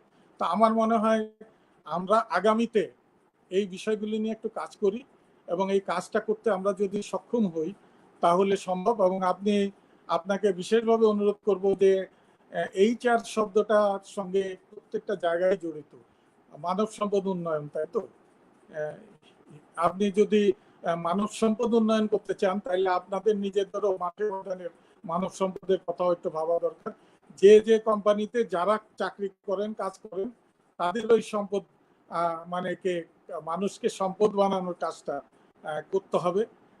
অনেকে আপনারা প্রত্যেকটা প্রতিষ্ঠানে, যেমন আমাদের মিডিয়া তো প্রত্যেকটা জায়গায় কিন্তু ওই আছে, HR শব্দটা না থাকলে কোনো প্রতিষ্ঠান অ্যাকচুয়ালি চলে না।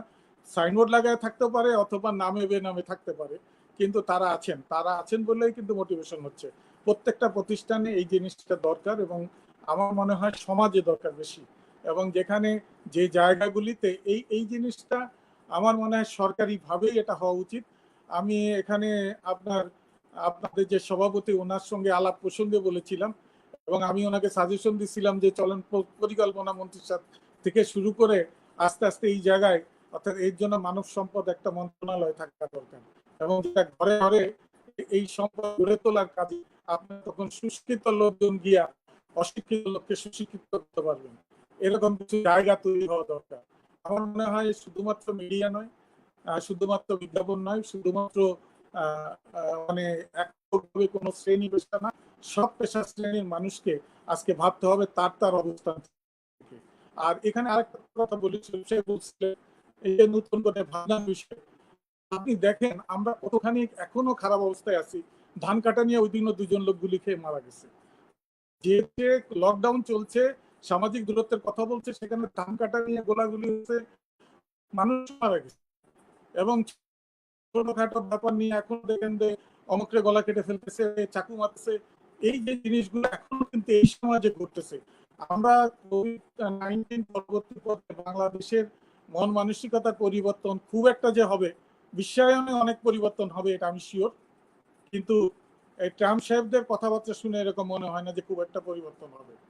এখনো পরিবর্তনটা হইতে আল্লাহ তাআলার তরফ থেকে একটু বেশি শক্তিশালী কিছু লাগবে, তা না হলে হবে না। কারণ আমি যত আইনের কথা বলি আর যত জ্ঞানের কথা বলি, এখন ঢাকা শহরে ধাক্কা দিয়ে সরাই দিয়া আপনার বাজারে গিয়ে তার কাপড় কিনতে হবে, বললো যে এটা সরকারের দোষ। কারণ সরকার যদি মার্কেট না খুলে দিত, আমার বউ বাচ্চারা তো আমার চাপ দিত না, তাহলে তার আমি আসতাম না। তার মাস্ক পরারও দরকার নেই, গ্লাভসেরও দরকার নেই। আরো অনেক কনসেপ্ট আছে যেগুলো আমরা অনেক বুঝি না। আপনার এটা মাস্ক কিন্তু এত জরুরি না যতটা জরুরি গ্লাভস। আমরা কিন্তু গ্লাভসের ব্যাপারে বলি না। আপনি স্পর্শ করলেই তো আপনি এফেক্টেড হবেন। নিঃশ্বাস তো অনেক পরে নিবেন, আপনার ওটা 3 ঘন্টার বেশি বাতাসে থাকবে না। কিন্তু আপনি একজন রুগী হলে অনেক ক্ষতি। কিন্তু আপনি যদি সুস্থ মানুষ নিজে সুস্থ রাখতে চান, গ্লাভসটা তো আরো বেশি দরকার। তো এরকম অনেক কিছু আছে যে আমরা নিজেরাও ঠিক মতো অ্যাডজাস্ট করতে পারছি না।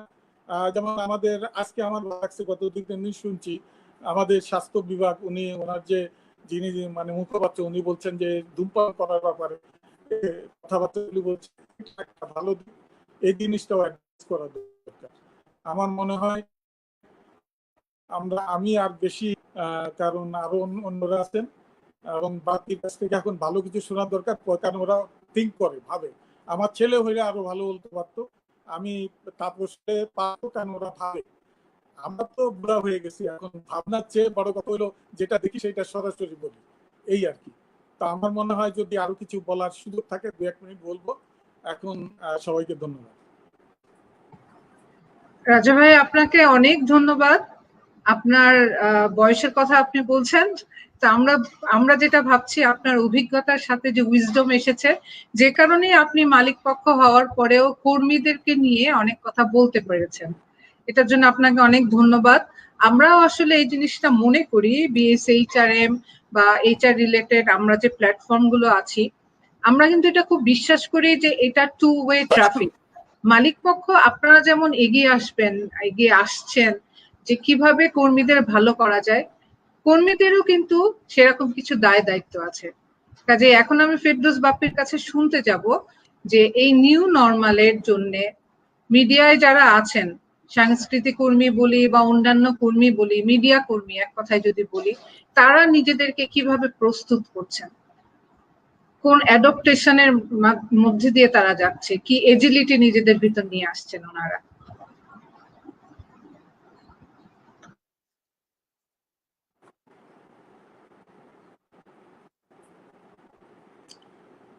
শুনতে পাচ্ছি না। বাপ্পি, মাইকটা খুলতে হবে, মাইকটা খুলতে হবে, আনমিউট করে নেন, আনমিউট করতে হবে, মাইকটা আনমিউট করতে হবে।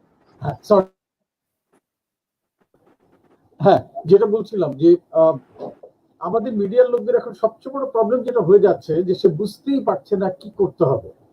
আমরা প্রত্যেকেই পাজলড যে কি হবে করোনা পরবর্তী পরিস্থিতি, কারণ অনেকগুলো ঘটনা ঘটছে এই সময়। সেটা বলি, একটা হচ্ছে যে একটার পর একটা প্রতিষ্ঠান থেকে প্রচুর পরিমাণে লোক ছাঁটাই হচ্ছে। এই পরিস্থিতির মধ্যে হয়তো মালিক পক্ষ বাধ্য হয়ে করছেন, কারণ তাকেও তো চলতে হবে, কোন রকম আয় নেই, বিজ্ঞাপন বন্ধ হয়ে গেছে। এবং যেটা বলছিলেন একটু আগে যে মিডিয়ার একটা প্রধান আয়ের উৎসটা তো হচ্ছে বিজ্ঞাপন, কিন্তু আমরা প্রথম থেকে এই একটা জায়গায় ভুল করেছি যে কোনো মিডিয়াই আসলে বিজ্ঞাপনের উপর নির্ভর করে বাঁচতে পারে না, লং টার্ম সাস্টেইনেবিলিটি হবে না যতক্ষণ পর্যন্ত না তার সেলফ আর্নিং ক্যাপাসিটি তৈরি হবে। টেলিভিশন চ্যানেলগুলিকে বিজ্ঞাপনের মুখাপেক্ষী হতে হয়, কিন্তু সেটা কিন্তু হওয়া উচিত ছিল না। আমরা যদি বাইরের টিভি চ্যানেল দেখি সেখানে কিন্তু আপনাকে সাবস্ক্রাইব করতে হবে। আমরা যদি আজকে অনলাইনে নেটফ্লিক্স দেখি আমাকে কিন্তু সাবস্ক্রাইব করতে হয়।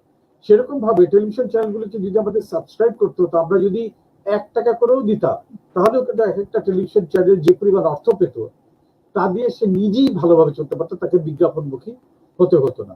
একইভাবে তাহলে যেটা হতো যে আজকে আমাদের এই যে কোনো পরিস্থিতি আসুক না কেন, কোভিড হোক, যত বড় মহামারী হোক না কেন, লোকে কিন্তু এই কন্টেন্ট গুলো দেখতো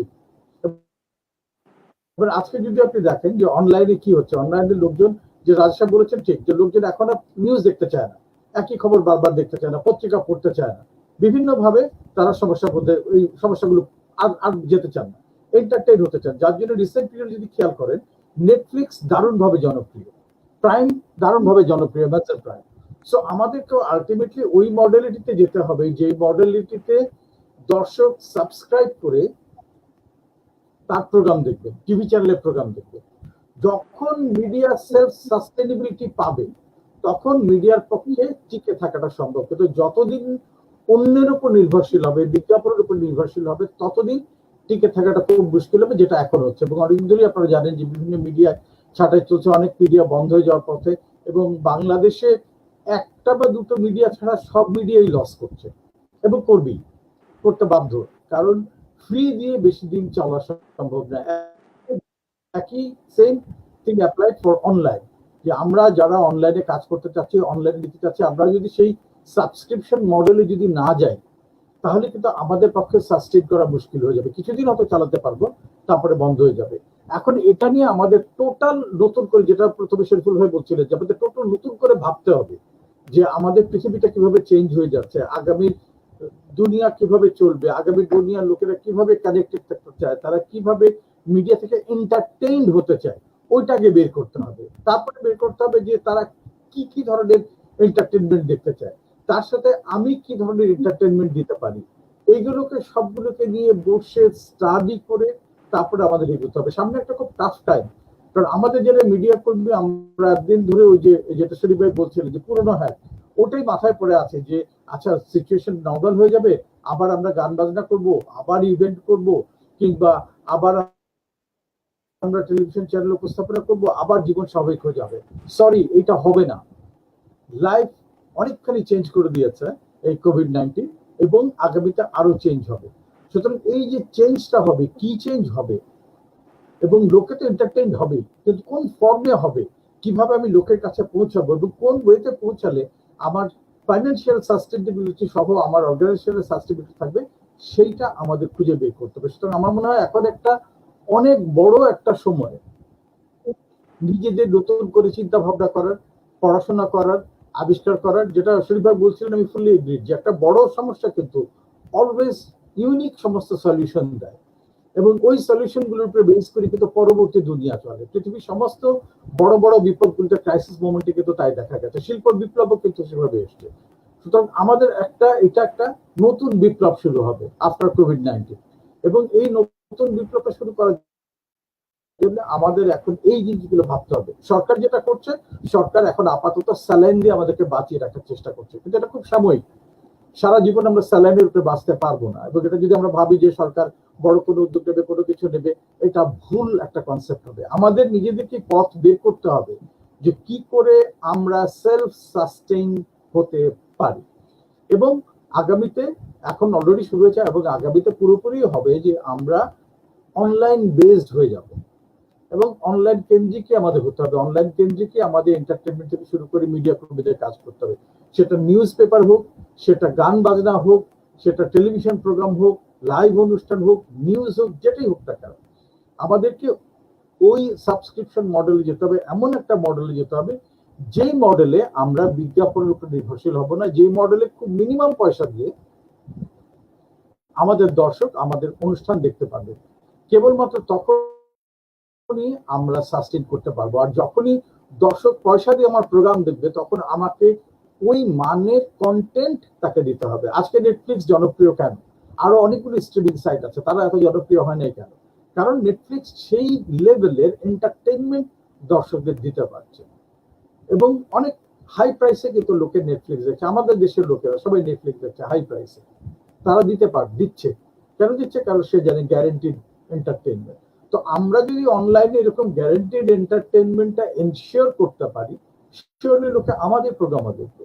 এখন সময়টা হচ্ছে যে আমরা এই চিন্তা ভাবনা করে যে কিভাবে অনলাইন মিডিয়াকে প্রপারলি আমরা ইউজ করতে পারবো, কিভাবে এটা কন্টেন্টটাকে দাঁড় করাতে পারবো, কিভাবে তাদের কাছে পৌঁছাবো, কি করে সাবস্ক্রিপশন মডেল করবো, কি করে আমার সেলফ সাস্টেইন প্রোগ্রাম চালাবো, এই জিনিসগুলোর উপরে আমরা যদি এখন নজর না দিই, তাহলে আমরা যারা মিডিয়াতে কাজ করি আমাদের প্রত্যেকের জন্যই অসীম বিপদ অপেক্ষা করছে।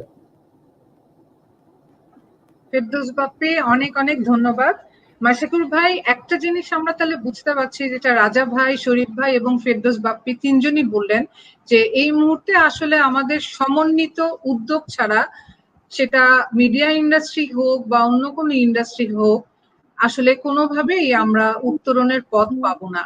তো এই উদ্যোগটা আমরা কিভাবে সমন্বয় সাধন করতে পারি, এটা শরীফ ভাইয়ের সাথে আমাদের আসলে আরো অনেক বেশি কাজ করতে হবে। কারণ বাংলাদেশ ব্র্যান্ড ফোরাম যেহেতু কাজ করছে যে এই কোভিড সিচুয়েশন থেকেও বাংলাদেশকে যাতে এটা জিডিপি ধরে রাখার জন্য কি কি উদ্যোগ নিতে হয়, তো আমরা এটা মাথায় রাখছি। আমরা BSHRM থেকে ব্র্যান্ড ফোরামের সাথে যোগাযোগ করব, যাতে আমরাও এটার সাথে একটা পার্ট হতে পারি বাংলাদেশে কোভিড সিচুয়েশন থেকে উত্তরণের জন্য কি করা যেতে পারে। আমি আবার ফেরত আসছি রাজা ভাই আপনার কাছে আমার এর পরের প্রশ্নটা নিয়ে। রাজা ভাই, আপনি কাইন্ডলি আমাদেরকে বলেন, আপনার কাছ থেকে আমরা আসলে পরামর্শ শুনতে চাচ্ছি। যেটা আপনি বললেন যে আপনি বৃদ্ধ হয়ে গিয়েছেন, আমরা অবশ্যই এটাকে নিউ নর্মাল ধরছি, আমরা আপনাকে বৃদ্ধ হিসাবে দেখতে চাচ্ছি না। আমরা আপনার কাছ থেকে পরামর্শ চাচ্ছি। আপনি আমাদেরকে অলরেডি খুব ইম্পর্টেন্ট কিছু পরামর্শ দিয়েছেন। তারপর আমরা পরামর্শ চাচ্ছি যে এই যে ফোরামস গুলো আছে, বিভিন্ন প্ল্যাটফর্ম পাচ্ছি আমরা হিউম্যান রিসোর্সের, অথবা অন্যান্য সরকারি দিক থেকেও কিছু প্ল্যাটফর্ম আছে, বা আপনারাও বিভিন্ন রকমের সংগঠন করছেন মালিক পক্ষ। এইখান থেকে কি কি উদ্যোগ আমরা নিতে পারি, যেটার মাধ্যমে এই যে কর্মীরা যারা কেউ কেউ চাকরি হারাচ্ছেন বা অর্থ সংকটে পড়ছেন উপার্জন না থাকার সময়, কি কি উদ্যোগ নেওয়া যেতে পারে যেখানে আমরা এদের কাছে আমরা সহযোগিতার হাত বাড়িয়ে দিতে পারি?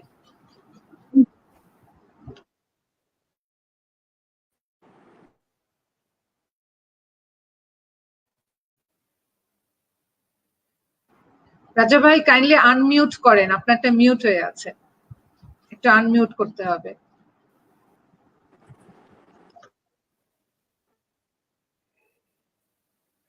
আনমিউট হয়েছে বোধহয়। হ্যাঁ হ্যাঁ, ঠিক আছে, ইনশাল্লাহ। তো আমার মনে হয় এটা একটা অনেক বড় গুরুত্বপূর্ণ একটা কোশ্চেন আমাকে করা হয়েছে। সেটা হলো যে কি কি পদক্ষেপ নেওয়া যেতে পারে। তো এখানে আমি পূর্ণাঙ্গভাবে প্রত্যেকটা অর্গানাইজেশনের তো নিজস্ব থাকে, ওটা কেবল অ্যাসোসিয়েশন এবং জায়গা থাকে। তো কারোর সঙ্গে আলাপ না করে, এটা আমার একেবারেই একান্তই ব্যক্তিগত আমার নিজের বক্তব্য। আমি বাংলাদেশ চেম্বার অফ ইন্ডাস্ট্রিজেরও একজন মানে বলতে পারেন সিনিয়র ডাইরেক্টর, বিকজ আমি ভাইস প্রেসিডেন্টও ছিলাম ওখানে। অর্থাৎ সারা বাংলাদেশে ইন্ডাস্ট্রিয়ালিস্টদের একটাই মাত্র চেম্বার, এবং সেই চেম্বারের আমি একজন ডাইরেক্টর, পরিচালক। তো স্বাভাবিক কারণে একটা বড় জায়গা, বড় প্ল্যাটফর্ম। আর এদিকে মিডিয়ার সঙ্গেও আমরা আছি। আমি শুধুমাত্র যে এই বর্তমানে এখানে আছি তা না, বাপিরা জানে আমি এটিএন বাংলার ও মালিক পক্ষই ছিলাম, এবং আমরা অলরেডি সেখান থেকে লেফট করে এখানে আসছি। তথা মিডিয়াকেও আমরা ভালো করে অনেক গভীর থেকেই চিনি। তো এখানে যেটা হলো যে, যেটা বাপি বলতেছিল অনলাইনে আমরা কিভাবে কি করতে পারি, এটা একটা বড় পার্ট। আরেকটা জিনিস হলো, আমরা কিন্তু এই যে রয়্যালিটি যেটা পাওয়ার জায়গা আছে, কোনো শিল্পী কোনো কেউ কিন্তু ওইভাবে পায় না। যেমন ইউটিউবের থেকে কিছু কিছু সামান্য পায়, কিন্তু বড় বড় জায়গা প্রতিষ্ঠান থেকে, যেমন একজন শিল্পীর গান ইউজ হলো একটা, কিন্তু সে একা তো আর গান করে নাই, গানের পিছনে আরো দুইটা নাম থাকতে হয়। একটা হলো সুরকার, একটা হলো গীতিকার। এই যে তিনটা লোক কিন্তু একটা গান থেকে পয়সা পাওয়ার কথা। আবার এরকম একটা সিনেমা বানানো হইলো, তার কিন্তু শুধুমাত্র যে পরিচালকই তো সব করেন না, বা নায়কই উনি সবকিছু করেন না। প্রতিটা জায়গায় কিন্তু একটা রয়্যালিটির একটা আলাদা জায়গা আছে। আমরা আমাদের সরকারি আইনে কাগজে কলমে থাকলে প্রয়োগিক দিক দিয়ে কোনো কিছু নাই, এরকম পায় না, এবং কেউই পায় না অলমোস্ট। তো এটার একটা বড় গ্যাপ আছে। এবং একসময় টেলিফোন কোম্পানির কাছে প্রত্যেকটা লোকই, বাপি গ্রামীণ ফোনের অনেক বড় কর্মকর্তা ছিল, সেও জানে যে রিংটোন লাগায় ওনারা চালায় দিছে, কিন্তু কাউকে পয়সা দেয়নি। তো এই জিনিসগুলা কিন্তু আমাদের দেশের দুর্বলতা। তা আমার বক্তব্য হলো এইসব আইনগুলি বাস্তবায়ন হওয়া দরকার, তাহলে সাধারণ শিল্পীরাও বাঁচতে পারে। আর আমি সরকারের কাছে বলবো, প্রত্যেকটা খেলোয়াড়কে কিন্তু 10,000 টাকা করে দেওয়ার ঘোষণা ক্রীড়ামন্ত্রী দিচ্ছে। তাহলে শিল্পকলা একাডেমির মাধ্যমে, ওটা হলো ওদের ক্রীড়া সমিতির মাধ্যমে দেওয়া হচ্ছে সারা দেশব্যাপী। তাহলে সমস্ত শিল্পকলার মাধ্যমে, শিল্পকলা কিন্তু প্রত্যেকটা উপজেলা পর্যায় পর্যন্ত ওদের সরকারিভাবেই শিল্পকলা আছে। তাদের মাধ্যমে এই সমস্ত শিল্পীদের, গায়ক বাদক এবং যারা নাট্য অভিনেতা, এদেরকে কিছু করে কি দেওয়া দরকার না? কারণ অনেক আছে বাউল, ওরা ওই পয়সা গান করেই তার জীবন চলে, তারা তো এখন গান গাইতে পারবে না কোথাও গিয়ে ঘুরে ঘুরে। এরা কিন্তু কোনো লিস্টের ভিতরও পড়ে না। যেমন পরিবহন শ্রমিকরা, তারা আন্দোলন করতে পারতেছে, কিন্তু এরা করবে কিভাবে? তো আমার মনে হয় সরকারের এই জায়গাটাও অ্যাড্রেস করা দরকার। আমাদের তরফ থেকে, আপনাদের তরফ থেকে, সকলের তরফ থেকে আমার মনে হয় এটাও দাবি থাকা দরকার, প্রত্যেক শিল্পী গ্রামে গঞ্জে পর্যন্ত সেই মাধ্যম অনুযায়ী যেন তাদের হাতে কিছু এইডস যায় আর কি। এটা হলো আপনার কোভিড। আর কোভিডের আরেকটা ব্যাপার বলি, আমাদের ধারণা একটু বদলানো দরকার। 2-3-4 মাসের জন্য কোভিড-19 আসে নাই, এটা সারা জীবনের জন্যই আসছে। এটাকে নিয়ন্ত্রণ আমরা কত দিনের মধ্যে নিজেদের নিয়ন্ত্রণে নিয়ে আসতে পারবো, সেইটাই হলো আসল কথা। আমরা ছোটবেলায় কলেরা হয়েছে এই বাসায় শুনলেই সেই গ্রাম খালি হয়ে যেত, মানুষ ভেগে যেত। এখন কিন্তু কলেরা হয় কিনা সেটাই সন্দেহ। মানুষ বলে যে এখন আর কলেরা হয় না। তারপরে বসন্ত, এরকম একটা ছিল। প্লেগ রোগ, প্লেগ রোগে কিন্তু এখন তো আর কয়টা লোক মারা গেছে? প্লেগ রোগে 5 কোটি লোক মারা গেছে পৃথিবীতে, যখন এর অর্ধেক লোক ছিল পৃথিবীতে। তো আমার মনে হয় এই জিনিসগুলি থেকে যাবে। এইডস যেমন থেকে আছে, এগুলাকে নিয়ন্ত্রণ করতে হয়, ক্যান্সার নিয়ন্ত্রণ হয়, এইভাবেই আমাদেরকে বাঁচতে হবে। ওইটার মধ্যে এখানে আমাকে শিক্ষা নিতে হবে যে আমরা কিভাবে বাঁচবো। তো এই দীর্ঘ সময় আমরা 1-2 বছর কিভাবে চলবো, সেটার জন্য আমাদের কিছু পলিসি থাকা দরকার। আর আমি মনে করি আমরা যেমন ব্যক্তিগত উদ্যোগে কিছু কিছু সাহায্য সহযোগিতা, আমাদের যারা গরিব পাওনাদার আছে, আমরা সবাইকে চাচ্ছি, সবাইকে মানে যেভাবে হোক আমরা নিজেরা খেয়ে না হইলো যেন তাদেরকে সলভ করি। অন্যান্য প্রতিষ্ঠানগুলি যেন এরকম মন মানসিকতা নিতে পারেন। সরকারের একটু দেখার ব্যাপার আছে এইসব জায়গায়। এবং আমরা যেমন যাদের কাছে টাকা পাই, আমাদের টাকাটাও যেন ওনারা দিয়ে দেন, সেটার জন্য সরকার যেন আইন করেই দেন যে তোমরা এত দিনের বেশি বিজ্ঞাপনের টাকা আটকে রাখতে পারবে না। তাহলে বিজ্ঞাপনটা কেন? তুমি যদি চালাইলে পয়সাটা দিয়ে দাও। তো এই জিনিসগুলো অ্যাড্রেস করার দরকার, একটু ভদ্র দরকার আমাদের। আমরা ইউরোপ আমেরিকা না হইতে পারি, কিন্তু মন মানসিকতায় বাঙালি যেন হইতে পারি, সেরকম একটা কিছু করা দরকার। আমার মনে হয় প্রস্তাব দেওয়া ভালো হবে না, কারণ এ নিয়ে অনেক কথা হইতে পারে। আমি যেহেতু একটা পক্ষ, আর বিশেষ করে অনেক কথা বলতে আবার কিছু কিছু নেগেটিভ জিনিস এসে যায়, যেটা আমি বলবো না। আমার মনে হয় আমরা পজিটিভলি দেখি। আমাদের দেশে ওই যে অনেকে হতাশা করতেছে, আপনারা আমরা যে আজকে 23,000-এর কাছাকাছি লোক দেখলাম আক্রান্ত, আপনারা ধরে নেন লাখখানেক লোক আক্রান্ত আছেই। এবং আমরা, আমাদের মৃতের পরিমাণ এখনো অনেক বেশি না, অনেক কম, কিন্তু এটাকেও আপনি 2-4-5,000 পর্যন্ত ধরে নিতে পারেন, কিন্তু এর বেশি না যেন হয়। আমরা আমাদেরকে সেই নিয়ন্ত্রণে নিয়ে যাওয়ার পথে নিজেদেরকে নিজেরাই একটু মানে বাঁচার জন্য যে চেষ্টা, সেটা যেন আমরা করি। এবং সরকার কোনো বিষয় না, সরকার তো একা। সরকারের শুধু হলো যে ম্যানেজমেন্টটা করা, গভর্নমেন্টের ম্যানেজমেন্ট করা। আমি কিন্তু সরকারি প্রায় 16-17টা কমিটির মেম্বার, ইভেন কি বাজেট কমিটি তো আমি বসি, বক্তৃতা দেই বাজেট প্রণয়নের সময়। তো সেই সমস্ত জায়গাগুলিতে আমি বসে দেখি। তো আমরা যা যা বলার বলে যাই, কিন্তু কাজ করার সময় ওনারা ওনাদের মতোই করে, যেটা হলো কি সবসময় বান্ধব হয় না, ওটাকে কি বলে জনবান্ধব হয় না। তো আমি মনে হয় যে এই জনবান্ধব জায়গাটা আমাদের করা উচিত, সরকারকে সেটা অ্যাড্রেস করে আমরা জানিয়েও দিতে পারি। আর আপনারা যে অর্গানাইজেশন করেন, আপনাদের কিন্তু বলার জায়গা আছে, আপনাদের বিভিন্ন প্রতিষ্ঠানের অনেক ভালো ভালো জায়গা আছে, ইভেন কি এমনি পর্যন্ত হয়ে যায় আপনাদের প্রফেশনের লোক। তো এই জায়গাগুলিতে আপনারা চেষ্টা করেন, আপনাদের সংগঠন দিয়ে আপনারা চেষ্টা করেন। আপনাদের সভাপতি অত্যন্ত যোগ্য একজন সভাপতি, এবং তার পার্ষদরা অনেককে আমি চিনি, অনেকে 2-1টা প্রতিষ্ঠানের ভালো দায়িত্বে আছেন। আমি আশা করি যে আজকের এই আলোচনার পরে আমরা অন্তত এই দিকে খেয়াল দিব যে আমাদের জনসাধারণকে সচেতন করার জন্য এবং আমাদের জনগণকে বাঁচার জন্য আমরা কি কি করতে পারি, সেই কাজগুলি আমরা অবশ্যই করব। সবাই ধন্যবাদ। ধন্যবাদ রাজা ভাই। আমার মেসেঞ্জারে একটা প্রশ্ন এসেছে ফেরদৌস বাপ্পি ভাইয়ের কাছে। প্রশ্নটা হচ্ছে আপনারা যে অনলাইন প্ল্যাটফর্ম নিয়ে বারবার কথা বলছেন, আপনারা কোন জনগোষ্ঠীকে ইনভাইট করছেন? বাংলাদেশে বড় সংখ্যক একটা মানুষ হচ্ছে গিয়ে কৃষক। তারা যাত্রার মাধ্যমে বিভিন্ন সাংস্কৃতিক কর্মকাণ্ডে অংশগ্রহণ করে অথবা যাত্রা গান, পালা গান। এদের জন্য মিডিয়া ইন্ডাস্ট্রি কি চিন্তা ভাবনা করছে? যেখানে লকডাউন চলছে, সোশ্যাল ডিস্টেন্সিং চলছে, এই অবস্থায় আমরা এই বৃহৎ জনগোষ্ঠীকে কিভাবে অ্যাড্রেস করতে পারি? এই বৃহৎ জনগোষ্ঠীকে অ্যাড্রেস করার জন্য অলরেডি রেডিও আছে। আপনারা জানেন যারা কৃষক আছেন, বাংলাদেশে মোবাইল ব্যবহার করেন এখন 7 কোটি মানুষ, 7 কোটি।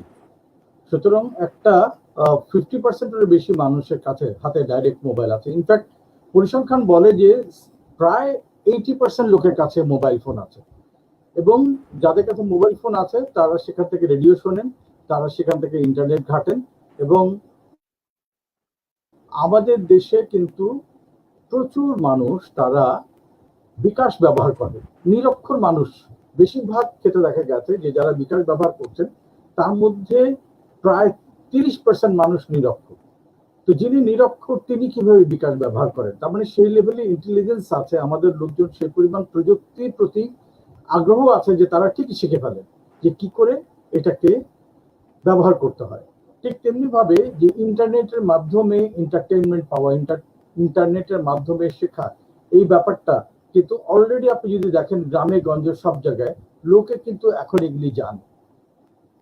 এবং তারা বিভিন্ন জায়গায় আপনি দেখবেন যে দেশে থেকে বিদেশে যে ছেলে আছে প্রবাসী শ্রমিক, তার সাথে কথা বলে, ভাইবারে কথা বলে, হোয়াটসঅ্যাপে কথা বলে, রেগুলার ভিডিও চ্যাট কি করে করতে হয় সেটা সে জানে। সো মোরাললেস কিন্তু একটা বড় জনগোষ্ঠী অলরেডি অনলাইনে কানেক্টেড আছে। এখন যারা অনলাইনে কানেক্টেড নেই তাদের জন্য করবে, তাদের জন্য রেডিও আছে। এবং বাংলাদেশের এখন এমন কোনো অঞ্চল নাই যে অঞ্চলে বিদ্যুৎ নাই, এবং অঞ্চলে বিদ্যুৎ আছে মানে সেখানে টেলিভিশনও আছে। এবং অজপাড়াগা আপনি যদি গভীর কোনো গণ্ডগ্রামেও যদি যান সেখানেও দেখবেন ডিশ লাইন আছে, লোকে কিন্তু সেখানে বিভিন্ন চ্যানেলের প্রোগ্রাম দেখছে। সুতরাং এন্টারটেইনমেন্ট এখন কিন্তু একেবারে রুট লেভেল পর্যন্ত চলে গেছে। আর ইন্টারনেট ধীরে ধীরে কিন্তু রুট লেভেলে কাছাকাছি চলে এসছে, একবারে প্রান্তিক পর্যায়ে অলরেডি চলে এসছে। আগামী 5-10 বছরের মধ্যে এটার আরো বেশি বিস্তার ঘটবে। তো সুতরাং এখন আমাদের যেটা করতে, যেহেতু একটা বিশাল জনগোষ্ঠী অলরেডি ইন্টারনেটের মাধ্যমে এসছে, অনলাইনে এসছে, অতএব আমাদের টার্গেট সেগমেন্ট যারা থাকবে, অর্থাৎ আমি যদি বাচ্চাদের জন্য কুইজ করি তাহলে ডেফিনেটলি স্কুল কলেজের বাচ্চারা আমার টার্গেট হবে। কেউ যদি মিউজিক নিয়ে কাজ করে, যেমন গান বাংলা মিউজিক নিয়ে কাজ করে, গান বাংলা টার্গেট হবে স্কুল কলেজ ইউনিভার্সিটির বাচ্চারা মূলত। এবং তারা যখন উইন্ড অফ চেঞ্জ করে সেটা করে একটু সিনিয়র যারা আছে তাদের জন্য, সেরকম তাদেরও সেগমেন্টেশন ভাগ করা আছে। এভাবে প্রতিটি প্রোগ্রামেরই আসলে একটা টার্গেট সেগমেন্ট থাকে। তো যেহেতু একটা অনলাইনের জায়গাটা আমাদের একটা বড় জায়গা তৈরি হয়ে গেছে অলরেডি, সুতরাং সবাই যার যার সেগমেন্ট নিয়ে কাজ করবেন এখানে। এবং আমার মনে হয় যে অনলাইনে কিভাবে আমরা এগোতে পারি এবং কিভাবে যেটাকে ফাইন্যান্সিয়ালি বেনিফিট আমরা এখান থেকে পেতে পারি এবং কি করে এটাকে সাস্টেইন করতে পারি, এবং আগামী দুনিয়ায় কি করে আমাদের টোটাল মিডিয়া ইন্ডাস্ট্রিকে রিডিজাইন করতে পারি। কারণ যখন আপনি দেখবেন যে অনেক জায়গায় কিন্তু প্রিন্ট ভার্সন সংবাদপত্রে বন্ধ হয়ে গেছে, তারা এখন ইলেকট্রনিক্যালি যাচ্ছে। মিউজিকের ক্ষেত্রে এখন টিভির চাইতে অনেক বেশি দেখা যাচ্ছে অনলাইন কনসার্ট হচ্ছে প্রচুর। সেটাকে কি করে আমরা ফাইন্যান্সিয়ালি বেনিফিশিয়াল করে তুলতে পারি, কি করে সেটাকে এফোর্ডেবল করে তুলতে পারি, এইগুলো নিয়ে নতুন করে ভাবনার সময় এসছে। সুতরাং এই কোভিড-19 কিন্তু আমাদের সামনে এট দ্য সেম টাইম একটা বিশাল বড় স্কোপ নতুন করে ভাবনা চিন্তা করা যে কি করে আমরা সাস্টেইন করবো। এবং এই সময় নতুন ভাবনা চিন্তা করে যারা নতুন পথে এগোবে আগামী দিনে কেবল তারাই টিকে থাকতে পারে বলে আমার ধারণা, আমার বিশ্বাস। আমার মনে হয় শরীফ ভাই এই ব্যাপারে হয়তো আরো ডিটেইল বলতে পারবেন। আচ্ছা, আমি ছোট্ট একটা কথা অ্যাড করে দিই। আচ্ছা হ্যাঁ, মাশিকুর ভাই প্লিজ বলেন। মাশিকুর ভাই প্লিজ। এই জন্য যে সে আচ্ছা রাজা ভাই বলার প্রেক্ষিতে। জি হ্যালো, জি শোনা যাচ্ছে আমার কথা? জি শুনতে পাচ্ছি, বলেন। রাজা ভাই শুনতে পাচ্ছি, বলেন। হ্যাঁ, বিষয়টা হলো যে অনলাইনটা শুধুমাত্র অনলাইন হিসাবে ভাবলে চলবে না, কারণ এখন রাস্তাঘাটে রেডিও বলে একটা জিনিস চলতে, সেটাও কিন্তু অনলাইন। এবং আরেকটা হলো টেলিভিশনটাকেও এটার সঙ্গে মাথার ভিতরে ইনক্লুড করতে হবে। টিভি পর্দায় কিন্তু কৃষকদেরকে উজ্জীবিত করা যায়, রেডিওতে উজ্জীবিত করা যায়, এই দুইটা সেক্টরও কিন্তু অ্যাড করা যায়। এবং কৃষকদেরকে উজ্জীবিত করা বলা না, শুধু সমাজের সব স্তরের মানুষকেই কিন্তু উজ্জীবিত করার জন্য অনলাইন যেটা আছে, সবার হাতে মোবাইল আছে, মোবাইলে কিন্তু তারা রেডিও শুনতেছে। অনেকে, আমি তো অবাক হয়ে যাই যে আমাদের ড্রাইভাররা, আমাদের ইসেরা কোনো সময় উঠেইয়া তারা রেডিও চালু করে দেয়। তারপরে হাঁটতে লাগলে তারা মোবাইলে অনেকটা দেখা যায় সিনেমা টিনেমা দেখতেছে তারা মোবাইলের ভিতরে। তো এগুলি সবই অনলাইন এবং এটা নেটওয়ার্কের মধ্যেই হচ্ছে। শুধুমাত্র এটার সঙ্গে টেলিভিশন এবং রেডিওটা যুক্ত করলে পূর্ণাঙ্গভাবে সারা বাংলাদেশই এটার সাথে যুক্ত হবে। আর যখন একটা মানুষের অভ্যাস হয়ে যাবে, প্রথম দিকে যেমন একটা অ্যাড হইতো ওই যে ট্রাকের ড্রাইভার আর ইসের ব্যাপারে যে আবহাওয়া দেখা, এরকমই প্রত্যেকটা মানুষ কিন্তু এখন আবহাওয়া ওইভাবেই দেখবে। অসুবিধা নেই, আমার মনে হয় যারা পোস্ত করছেন তারা একটু আগামী দিনটা ভাবলেই সব হয়ে যাবে। পিছন দিয়া ভাবেন কি হতে পারে, সেটা আরো একটু বাড়বে, এটাই। কারণ আমরা ডিজিটাল বাংলাদেশের স্বপ্নই দেখি। ধন্যবাদ রাজা ভাই। আমার মেসেঞ্জারে আরেকটা প্রশ্ন এসেছে, এবার শরীফ ভাইয়ের জন্য এসেছে। যিনি প্রশ্ন করেছেন উনি কিছু উদাহরণ দিয়েছেন যে আমরা যদি মাত্রাটা দেখি কি পরিমাণ ভাবে প্রচার এবং প্রসার ঘটেছে যে আপনারা সোশ্যাল ডিস্টেন্স মেনটেন করেন, কোভিড কি ভাইরাস অসুখ যেটা ছোঁয়াছে, এত কিছু বলবার পরেও আমরা দেখতে পাচ্ছি যে বিশেষ কিছু দোকানে মানুষে কোনো দূরত্ব মেনটেন করছে না, লঞ্চ স্টিমার ঘাটে প্রচুর মানুষ। তাহলে শরীফ ভাই, আপনি কি বলতে পারবেন যে আমরা প্রমোশনাল অ্যাক্টিভিটিস চালিয়ে ইনফরমেশন দিয়েও মানুষকে কোনোভাবে সচেতন করতে পারি না? যদি এই মাধ্যমটা এইভাবে বিফল হলো, আর কি উপায় ছিল মানুষকে প্রকৃত অর্থেই সচেতন করতে পারতাম? উনি একটু উদাহরণেরও কথা বলেছেন যে আমরা দেখেছি চীন অথবা ভিয়েতনাম একই পদ্ধতিতে মানুষকে সচেতন করে ফেলেছে। আমাদের বিফলতার কারণটা কি? আই থিঙ্ক এটা বোধহয় আমাদের প্রত্যেকটা, আমি জানি না সেম আমাদের জিনিস হয়। পার্সপেক্টিভের মধ্যে পড়ে না। আমার মনে হয় এটা উত্তর আমাদের এখানে না আসলেও আপনি ছোট করে বলতে পারেন। একদম ইয়ে করে যদি একটা পার্সপেক্টিভ যদি আমি দেই, প্রথমত আমি সবসময় বলি যে বাংলাদেশ পৃথিবীতে একমাত্র দেশ, তার তিনটা কমপ্লেক্স একটা জিনিস একসাথে, যেটা পৃথিবীতে আর বোধহয় কোনো দেশের নাই। প্রত্যেকটা দেশে তার নিজস্ব চ্যালেঞ্জ থাকে। সে তিনটার প্রথমটা হচ্ছে আমাদের ঘনবসতি, এত বড় পপুলেশনের জন্য আমাদের ঘনবসতির ধারে কাছে কারণে we are the most densely populated nation on the earth for this large population. তার সাথে আপনি অ্যাড করেন আমাদের যে ইনকাম, আমাদের যে পরিমাণ আয় এবং আমাদের এডুকেশন লেভেল, এই তিনটার কম্বিনেশন যখন হবে, তার আপনি যখন এই তিনটা তো আর আলাদা আলাদা হবে না, তিনটা একটা আরেকটাকে ইনফ্লুয়েন্স করবে। সো সেটা ইনফ্লুয়েন্স করবে আমার কি ধরনের মানুষ আমার বিজনেস করে, কি কারণে আমি কিভাবে সাকসেস হব, আমি কি ধরনের চিন্তা দিয়ে বড় হব, এগুলো সবগুলো কিন্তু আমাদেরকে ইনফ্লুয়েন্স করতে থাকে। এবং দেন উই বিকাম সামথিং, আমরা যেটা হই। আমরা ছোটবেলা থেকে, আমাদের মনে আছে কিনা, আমাদেরকে বলা হতো ট্রেন স্টেশনে 1 ঘন্টা আগে যাবা, আগে গিয়ে সিট দখল করবা। বিকজ আমার মধ্যে সারাক্ষণ কিন্তু ভয় থাকে, সিটটা কি পাবো, লাইনে গিয়ে আগে দাঁড়াবা। কারণ আমি সারাক্ষণ এই ভয়ের মধ্যে থেকে কিন্তু আমরা বড় হয়েছি। হ্যাঁ, বিকজ আমরা সবসময়, আমাদের প্রত্যেকে, আমরা একটা জেনারেশন আগে, আলহামদুলিল্লাহ আমরা যারা ভালো করছি, একটা জেনারেশন আগে আমাদের আগের জেনারেশনটা স্ট্রাগলড আ লট। সো এই জিনিসগুলো আমরা সবাই নিজের চোখে দেখা। তো এরকম একটা অবস্থান যখন থাকবে, তখন কিন্তু অনেক জিনিসই, যেটা ভিয়েতনামের রেফারেন্স দেওয়া হলো, চায়নার রেফারেন্স দেওয়া হলো, তাদের কালচারাল কনটেক্সট আর আমার কালচারাল কনটেক্সট কিন্তু এক না।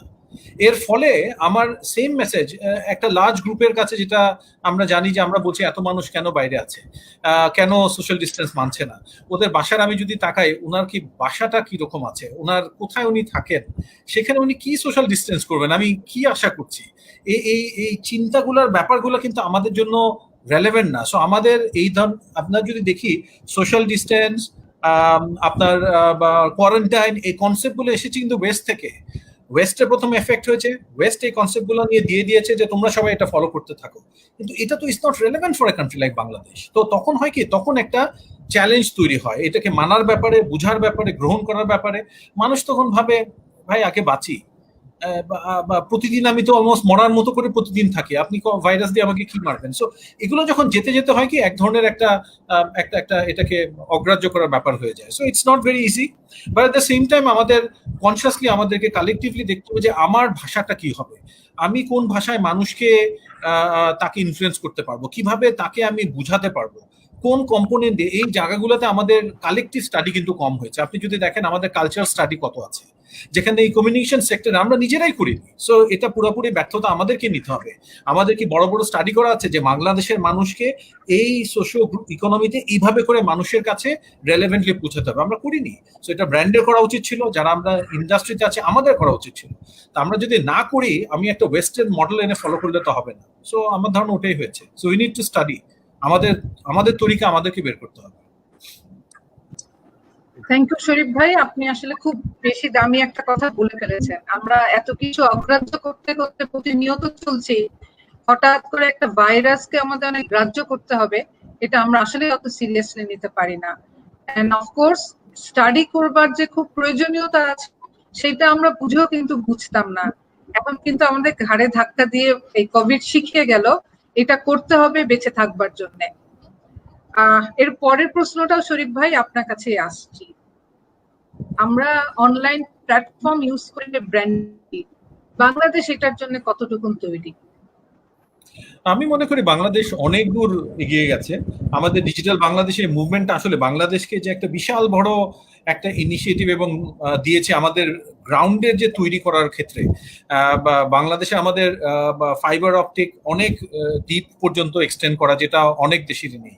সো আমাদের ব্যাকগ্রাউন্ডে কিন্তু অনেক কাজ হয়েছে, অনেক কিছু হয়েছে। এবং এই কোভিড আমরা যেটা বলি যে একজন চিফ টেকনোলজি অফিসার একটা কোম্পানিতে যতটুকু না অনলাইন এবং টেকনোলজি ডিজিটাল ট্রান্সফরমেশন আনতে সাহায্য করেছেন, কোভিড তার থেকে বেশি সাহায্য করেছে, কারণ এখন আমার কোনো উপায় নেই।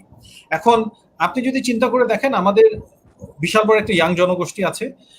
এই ইয়াং ডেমোগ্রাফি, তারা কিন্তু কেন এত সাকসেসফুল ফ্রিল্যান্সিং এ? তাকে কি আমরা কোনো শিখিয়েছি? আমরা কি কোনো রকমের স্ট্রাকচারে তাকে দিয়েছি যে দিস ইজ হাউ তুমি সাকসেসফুল হবা, ফ্রিল্যান্সিং করবা? পৃথিবীর বড় বড় প্রচুর কোম্পানিতে ফ্রিল্যান্সিং এ, ছোট ছোট গ্রামে যে আমরা স্টোরিজ জানি, একটা ওই ছেলেটা সে হল্যান্ডের একটা ফুলের দোকানের ওয়েবসাইটের কাজ করছে, করে এখনো বলছে আমি টাকাটা কি করে আনবো, 500 ইউরো পেয়েছে। তো এরকম গল্প কিন্তু ভর্তি বাংলাদেশে। এটা তার মানে বোঝা যায় আমাদের যে ইনস্টিংক্টিভ একটা ব্যাপার আছে। বিকজ ওই যে আবার ঘুরে ফিরে আগেরটাই আমার চ্যালেঞ্জটাই আমার স্ট্রেংথ। কি চ্যালেঞ্জ? আমাকে অনেক স্ট্রাগল করতে হয়, আমাকে বেঁচে থাকার জন্য আমাকে সারাক্ষণই ফাইট করতে হচ্ছে কিছু না কিছুর সাথে। এইটা করতে করতে কিন্তু আমার একটা ডিফারেন্ট ওরিয়েন্টেশন তৈরি, আমার ব্রেইন অনেক শার্প হয়, আমি অনেক তাড়াতাড়ি জিনিসগুলো বুঝতে পারি। তো সেই ওরিয়েন্টেশনের কারণে আর টেকনোলজির ব্যাপারটাই এত, যে যত শার্প হবে সে খুব তাড়াতাড়ি ধরে ফেলতে পারবে। তো তারা তখন এর ফলে কি হচ্ছে যে এই ধরনের প্রচুর জিনিসগুলো কিন্তু অলরেডি হচ্ছে সারা দেশে। যে জিনিসটা একটু মিসিং আছে সেটা হচ্ছে আমি বলবো কিছুটা ফ্রেমওয়ার্ক, কিছুটা স্ট্র্যাটেজিক অ্যাপ্রোচ, কিছুটা ওরিয়েন্টেশন, কিছুটা থিঙ্কিং, কিছুটা এডুকেশন, এইগুলোর একটু কিউমুলেটিভ, একটু স্ট্রাকচারালি করার জায়গায় একটু গ্যাপ আছে। যেখানে প্ল্যাটফর্ম লাইক বিএসএইচআরএম আমরা হয়তো কিছু করার চেষ্টা করছি, এগুলাতে আমাদের একসাথে যুক্ত হতে হবে। মিডিয়া এখানে আসতে হবে। এই জায়গাটায় মিলে যদি আমরা নতুন, এই যে যেটা বলছিলাম যে আমাদের সলিউশন, আমরা যেমন একটা কথা বলছি এখন একটা মিডিয়া ইনোভেশন ল্যাব করা যায় কিনা, কারণ আমাকে নতুন ফর্মে কন্টেন্ট চিন্তা করতে হবে। তো সেই কন্টেন্ট যদি চিন্তা করতে হয়, আমাকে ব্র্যান্ডকে আনতে হবে, তাকে বলতে হবে তুমি সাপোর্ট করো। সে কিভাবে সাপোর্ট করবে? চ্যানেলকে কিভাবে আমি একটা কস্ট এফেক্টিভ মডেলে আমি কোনো কন্টেন্ট বানাতে সাহায্য করতে পারি, যেটা কারণে চ্যানেলও তার কস্টকে কার্টেল করে তার লোকগুলোকে নিয়ে টিকে থাকতে পারবে। সো এই যে অনেকগুলো কোলাবোরেশনের জায়গাটা আমরা বলি ইনোভেশন ল্যাবের মাধ্যমে আমরা সবাই মিলে একসাথে কাজ করতে পারি কিনা। বাপি ভাই যেমন খুব ভালো একটা কথা বলেছেন, উনি কিন্তু হি talked about the subscription model. Future বলা হয় is all about subscription model. এখন এই সমস্ত ক্ষেত্রে যেটা হয়, কঠিন কিছু সিদ্ধান্ত নিতে হয়। আমরা কিন্তু অনেক ক্ষেত্রে অনেক কঠিন সিদ্ধান্ত স্পেশালি পলিসি লেভেলে আমরা স্ট্রাগল করি। রাজা সাহেব উনি নিজে একটা এক্সাম্পলও দিয়েছেন, উনি নিজে ওখানে যুক্ত থেকে কিভাবে অনেক রেফারেন্স দেওয়ার পর দেখা যাচ্ছে সেই জায়গাটা আটকে আছে, হচ্ছে না। এবং এটা নতুন কিছু না, এটা সারা পৃথিবীতে হয়। কিন্তু এইরকম একটা বিপদের সময় আমাদের এগুলোকে দুমড়ে মুচড়ে ফেলতে হবে। আমাদের কোনো এফোর্ট করার কোনো ক্ষমতা নাই যে আমি ঠিক আছে একটা আলোচনা নিয়ে আমি 2 মাস ধরে আলোচনা করব। আমাকে আজকে যদি চিন্তা করি at the risk of getting 70% right, I should implement it next month বা next এক সপ্তাহের মধ্যে। আমি এটা নিয়ে 6 মাস ডিসকাশন করে আমি ওটা নিয়ে একটা প্ল্যান করে দেখবো যে ঠিকমতো হয় কিনা। এই এই লাক্সারি আমাদের নাই। আমাদেরকে এই সাবস্ক্রিপশন মডেলে আনার জন্য যদি টিভি প্রত্যেকটা কন্টেন্টের মাধ্যমে মানুষ যদি তার কাছ থেকে নেয়, সাবস্ক্রাইব করে, এটা ছাড়া আমাদের টেলিভিশন চ্যানেল টিকতে পারবে না। তো এই ব্যাপারটা আমাদেরকে ঘটাতে হবে এবং খুবই দ্রুত ঘটাতে হবে। আমাদের পাশের দেশ ইন্ডিয়া করে ফেলেছে। সো এটা এমন কোনো রকেট সায়েন্স না করতে পারার কোনো কারণ নাই। কিন্তু আমরা কেন করতে পারবো না? এটা নিয়ে আলোচনা হয়, অনেক আলোচনা হয়। আমার পয়েন্ট হচ্ছে কি, এটা নিয়ে কেন এত আলোচনা হবে? কেন আমরা বলতে পারবো না হ্যাঁ আমি নেক্সট 6 মাসের মধ্যে এটা হতে হবে, আদারওয়াইজ এই মিডিয়া ইন্ডাস্ট্রি যেটা আমার দেশের জন্য এত গুরুত্বপূর্ণ, এটাকে আমি হয়তো টিকিয়ে রাখতে পারবো না। So what needs to be done? তো আমার মনে হয়েছে যে এই যে কোভিড যেটা আপনাকে একদম বাঁচা মরার জায়গায় নিয়ে এসছে, এই আর্জেন্সিটাকে রেখে can we push to make certain things happen, যেটা আমরা অনেকদিন ধরে পারি নাই। সো আমার মতে এই ব্যাপারগুলো যদি করতে পারি, অনলাইনে আপনি যেটা বললেন অনলাইন প্ল্যাটফর্মে, এটাও হয়ে যাবে, কিন্তু আমাদেরকে একসাথে মিলে অনেক কাজ করতে হবে। সো আমার ধারণা না হবার কোনো কারণ নেই। থ্যাংক ইউ শরীফ ভাই। ভিউয়ারদের কাছ থেকে আরেকটা প্রশ্ন নিচ্ছি ফেরদৌস বাপ্পির জন্য। প্রশ্নটা করা হয়েছে, বাংলাদেশের মিডিয়া ইন্ডাস্ট্রি এটা কি বিদেশি প্রতিযোগিতায় টিকে থাকতে পারবে কিনা?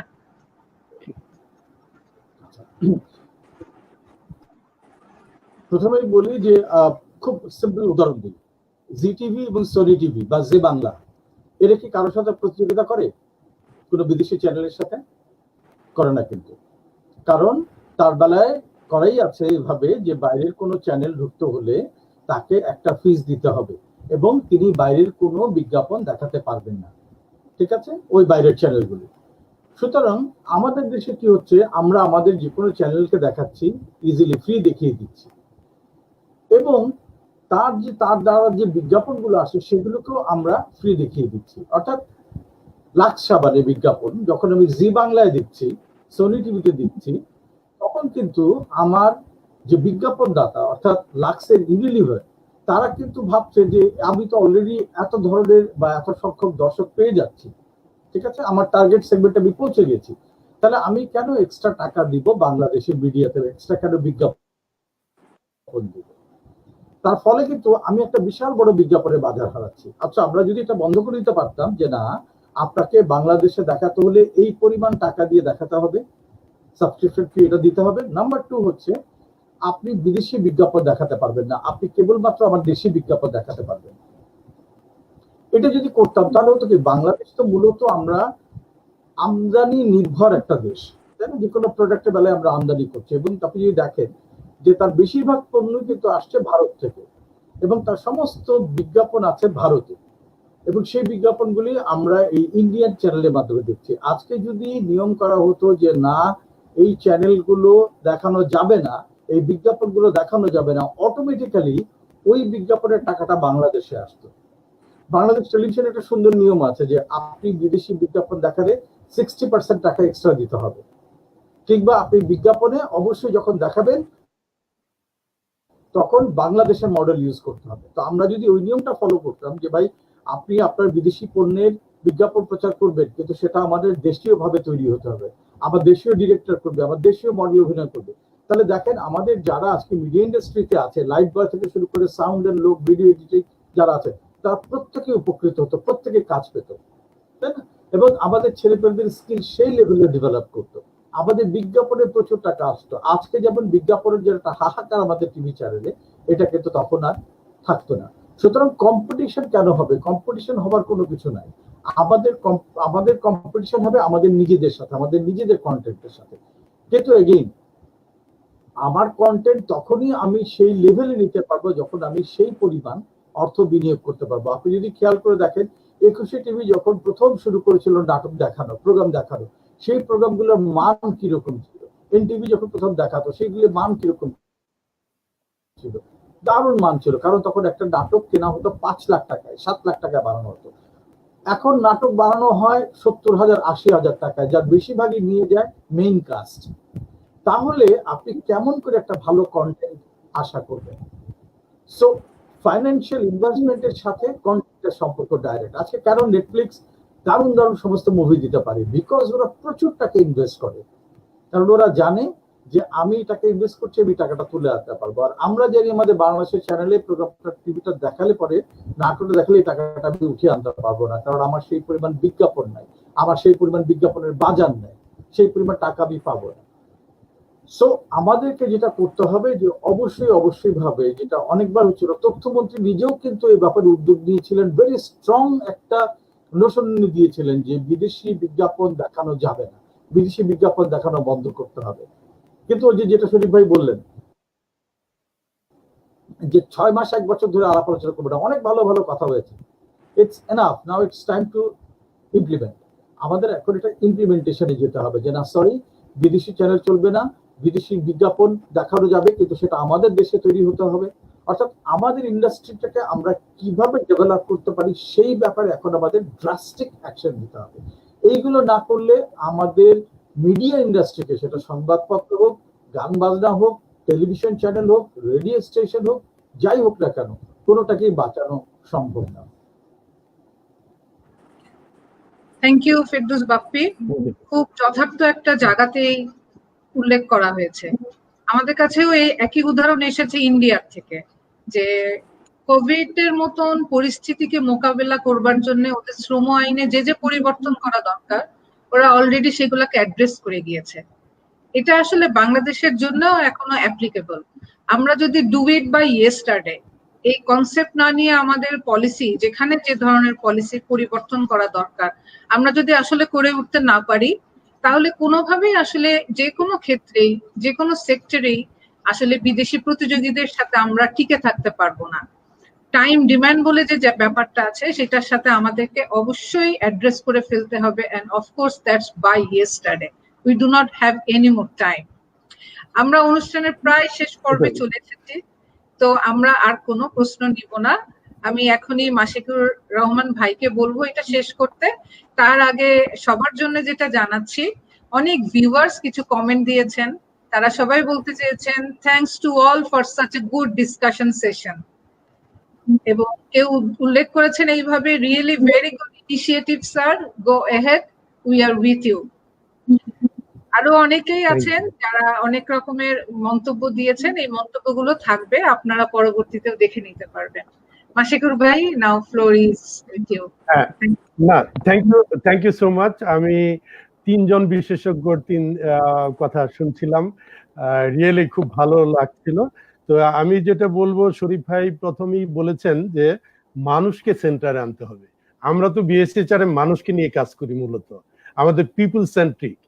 আমরা কিন্তু বিএসএইচআরএম চেষ্টা করছি যে এই যে নিউ নর্মাল, আমাদের এইটাকে পাবলিকের কাছে, আমাদের জনসাধারণকে বোঝানোর জন্য যে নিউ নর্মাল কিন্তু এরকম না যে এখন কিছুটা আমরা আনস্টেবল আছি, আবার 2 মাস পরে বা 3 মাস পরে আমরা আগের অভ্যাসে ফিরে আসবো।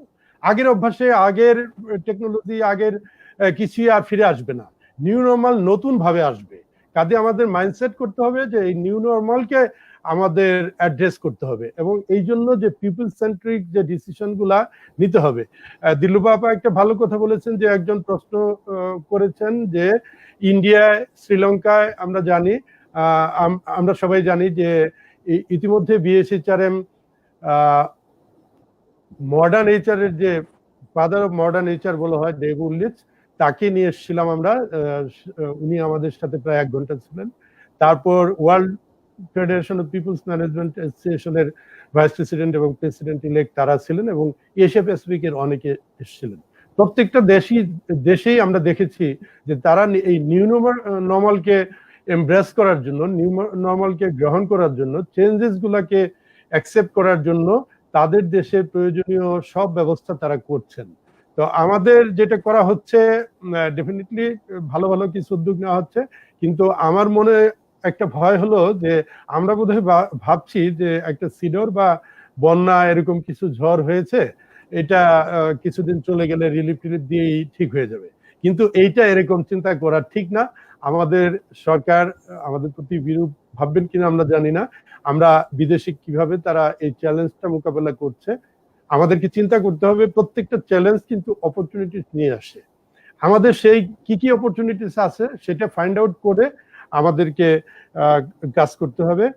এবং আমি সবার শেষে আমাদের যে আজকে টপিকটা ছিল ব্র্যান্ড এবং মিডিয়া, এটা নিয়ে আমি মিডিয়া যতটুকু বুঝি যে দেশের পণ্য বা সেবা এইগুলাকে মানুষের কাছে পরিচিতি করে দেওয়ার জন্য একটা বড় প্রোডাক্ট তৈরি করে হচ্ছে ব্র্যান্ডিং।